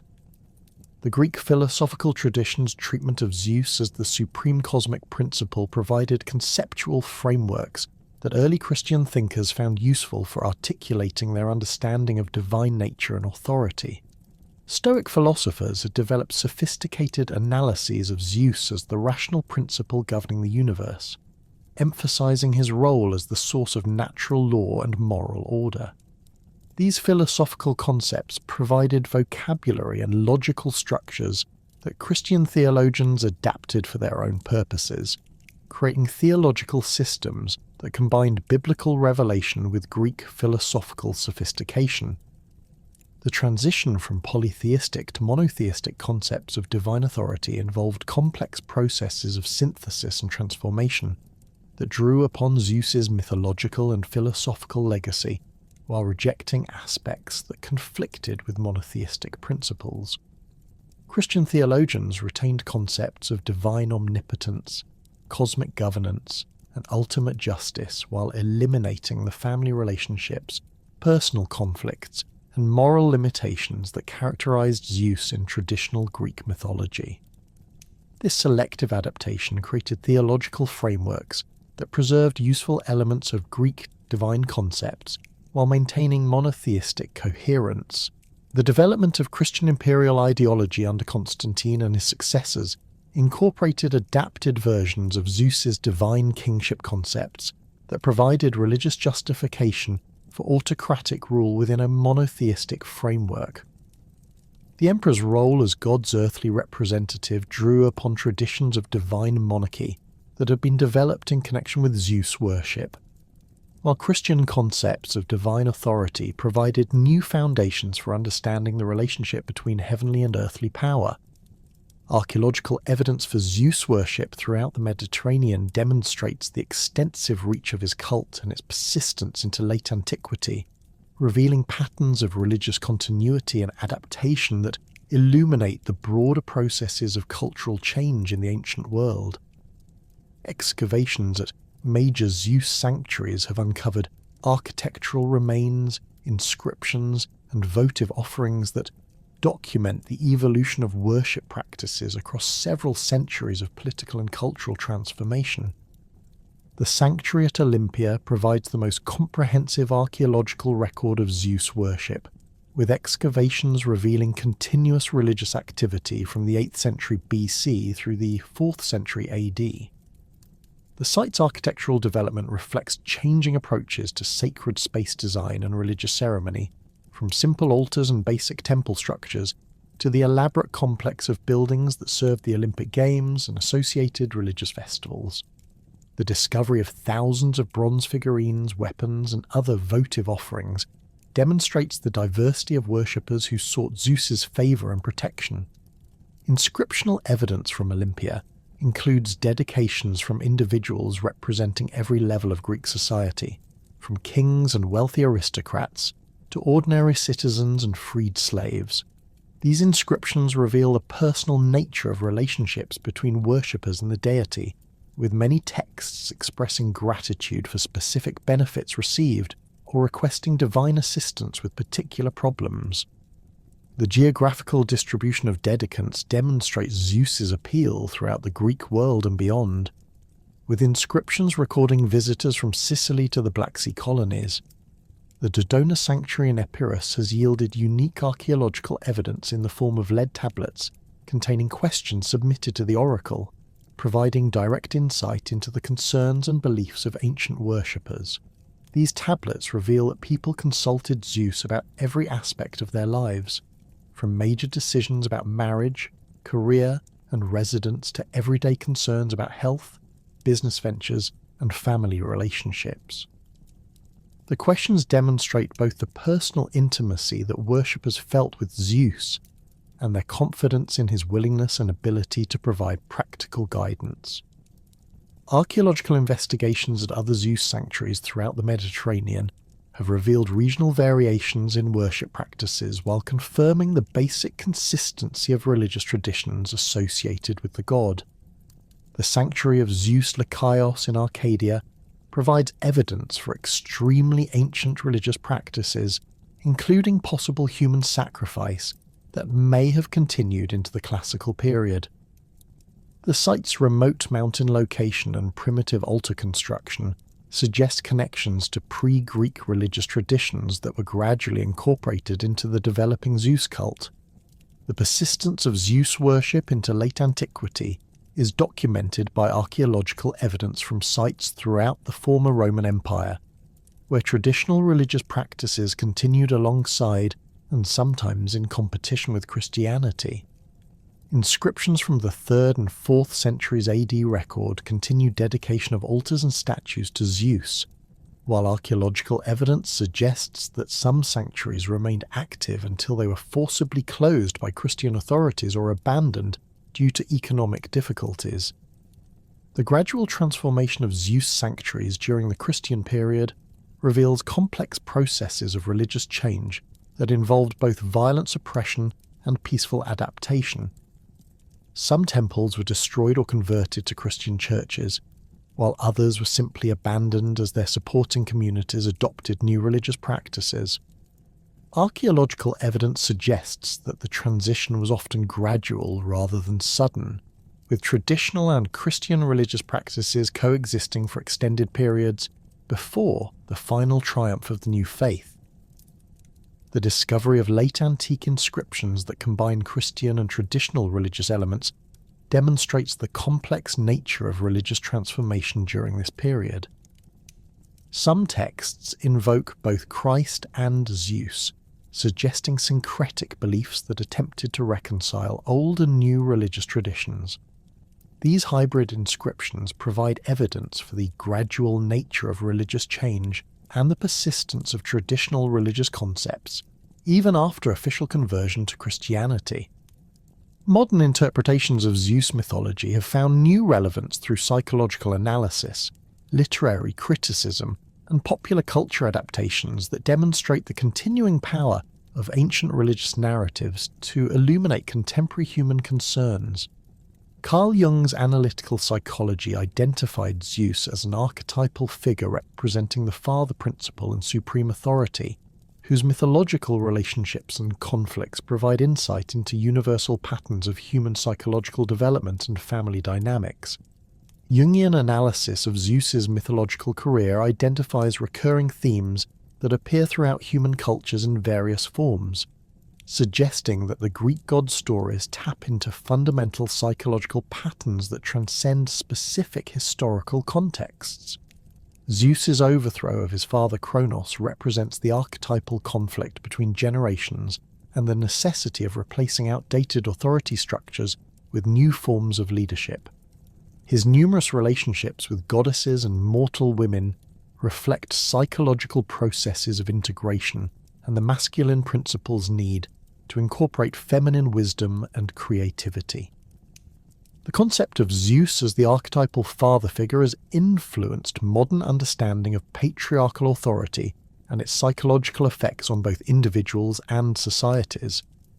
Contemporary psychological analysis examines how Zeus's combination of protective care and authoritarian control reflects ambivalent attitudes toward paternal authority that appear in many cultures and historical periods. His capacity for both benevolent guidance and destructive punishment illustrates the dual nature of parental power and its complex effects on psychological development. Literary criticism has identified Zeus as a foundational figure in Western narrative traditions, whose mythological stories establish plot patterns and character types that continue to influence contemporary literature and popular entertainment. The hero's journey narrative structure, identified by Joseph Campbell and others, draws heavily upon Greek mythological patterns that often involve Zeus either as a divine parent providing supernatural assistance, or as an authority figure whose approval must be earned through heroic achievement. Contemporary authors have adapted Zeus's mythological stories for modern audiences, creating works that use ancient narratives to explore current social and political issues.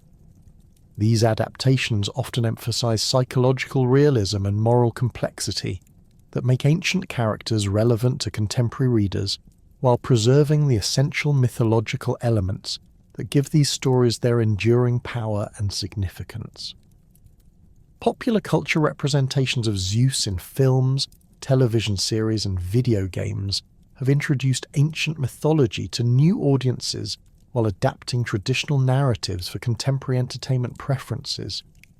These modern interpretations often emphasize action and spectacle over the theological and philosophical dimensions that were central to ancient worship, but they maintain the essential character elements that make Zeus recognizable and compelling to modern audiences. The influence of Zeus mythology on contemporary literature extends beyond direct adaptations to include subtle references and structural elements that enrich modern narratives through connections to ancient traditions. Authors frequently employ Zeusian themes of divine authority, cosmic justice, and the tension between power and responsibility in works that may not explicitly reference Greek mythology, but draw upon its conceptual frameworks and narrative patterns. The continuing relevance of Zeus mythology in contemporary culture demonstrates the enduring power of ancient religious narratives to address fundamental human concerns about authority, justice, family relationships, and the individual's place within larger cosmic and social orders. Modern interpretations may emphasize different aspects of these ancient stories than their original religious contexts, but they preserve essential elements that continue to resonate with contemporary audiences seeking meaning and understanding in complex modern societies. The scholarly study of Zeus and Greek religion more broadly has contributed to contemporary understanding of how religious systems develop, adapt, and influence cultural and political institutions across historical periods. Comparative religious studies have identified patterns in Zeus worship that appear in other religious traditions, contributing to broader theories about the universal functions of religious belief and practice in human societies. The legacy of Zeus extends far beyond academic study and popular culture to encompass ongoing influence on legal systems, political institutions, and moral frameworks that continue to shape contemporary civilization. The concept of divine law that Zeus represented provided foundations for legal traditions that emphasize universal principles of justice transcending local customs and political convenience. Modern constitutional systems often incorporate concepts of higher law that derive ultimately from ancient religious traditions about cosmic justice and divine authority. The democratic ideals that emerged from ancient Greek political development were deeply influenced by religious concepts about divine justice and the proper relationship between rulers and subjects. Zeus's role as cosmic king who ruled through wisdom and justice rather than mere force provided a model for legitimate authority that influenced political theory throughout Western civilization. Contemporary discussions about the limits of governmental power and the rights of individuals continue to draw upon conceptual frameworks that trace back to ancient Greek religious and political thought. The enduring influence of Zeus mythology demonstrates the capacity of ancient religious traditions to transcend their original cultural contexts and continue providing meaning and insight across vastly different historical periods and social conditions. His transformation from a local Greek sky god to a universal symbol of divine authority and cosmic justice illustrates the power of religious concepts to adapt to new circumstances while maintaining essential elements that address fundamental human needs and concerns. As humanity continues to grapple with questions of authority, justice, family relationships, and individual responsibility that have persisted throughout recorded history, the mythological legacy of Zeus remains relevant as a source of wisdom, cautionary tales, and archetypal patterns that illuminate the complexities of human existence. His stories continue to provide frameworks for understanding power dynamics, moral choices, and the eternal tension between individual desires and social responsibilities that define the human condition across all cultures and historical periods. The king of the gods, born in a cave on Crete and raised to overthrow the cosmic order that preceded him, ultimately established patterns of divine authority and human civilization that continue to influence contemporary life in ways both obvious and subtle. From the thunderbolt-wielding deity of ancient Greece to the archetypal father figure of modern psychology, Zeus's legacy demonstrates the enduring power of mythological narratives to capture essential truths about human nature and the eternal quest for meaning, justice, and proper order in an often chaotic and unpredictable world.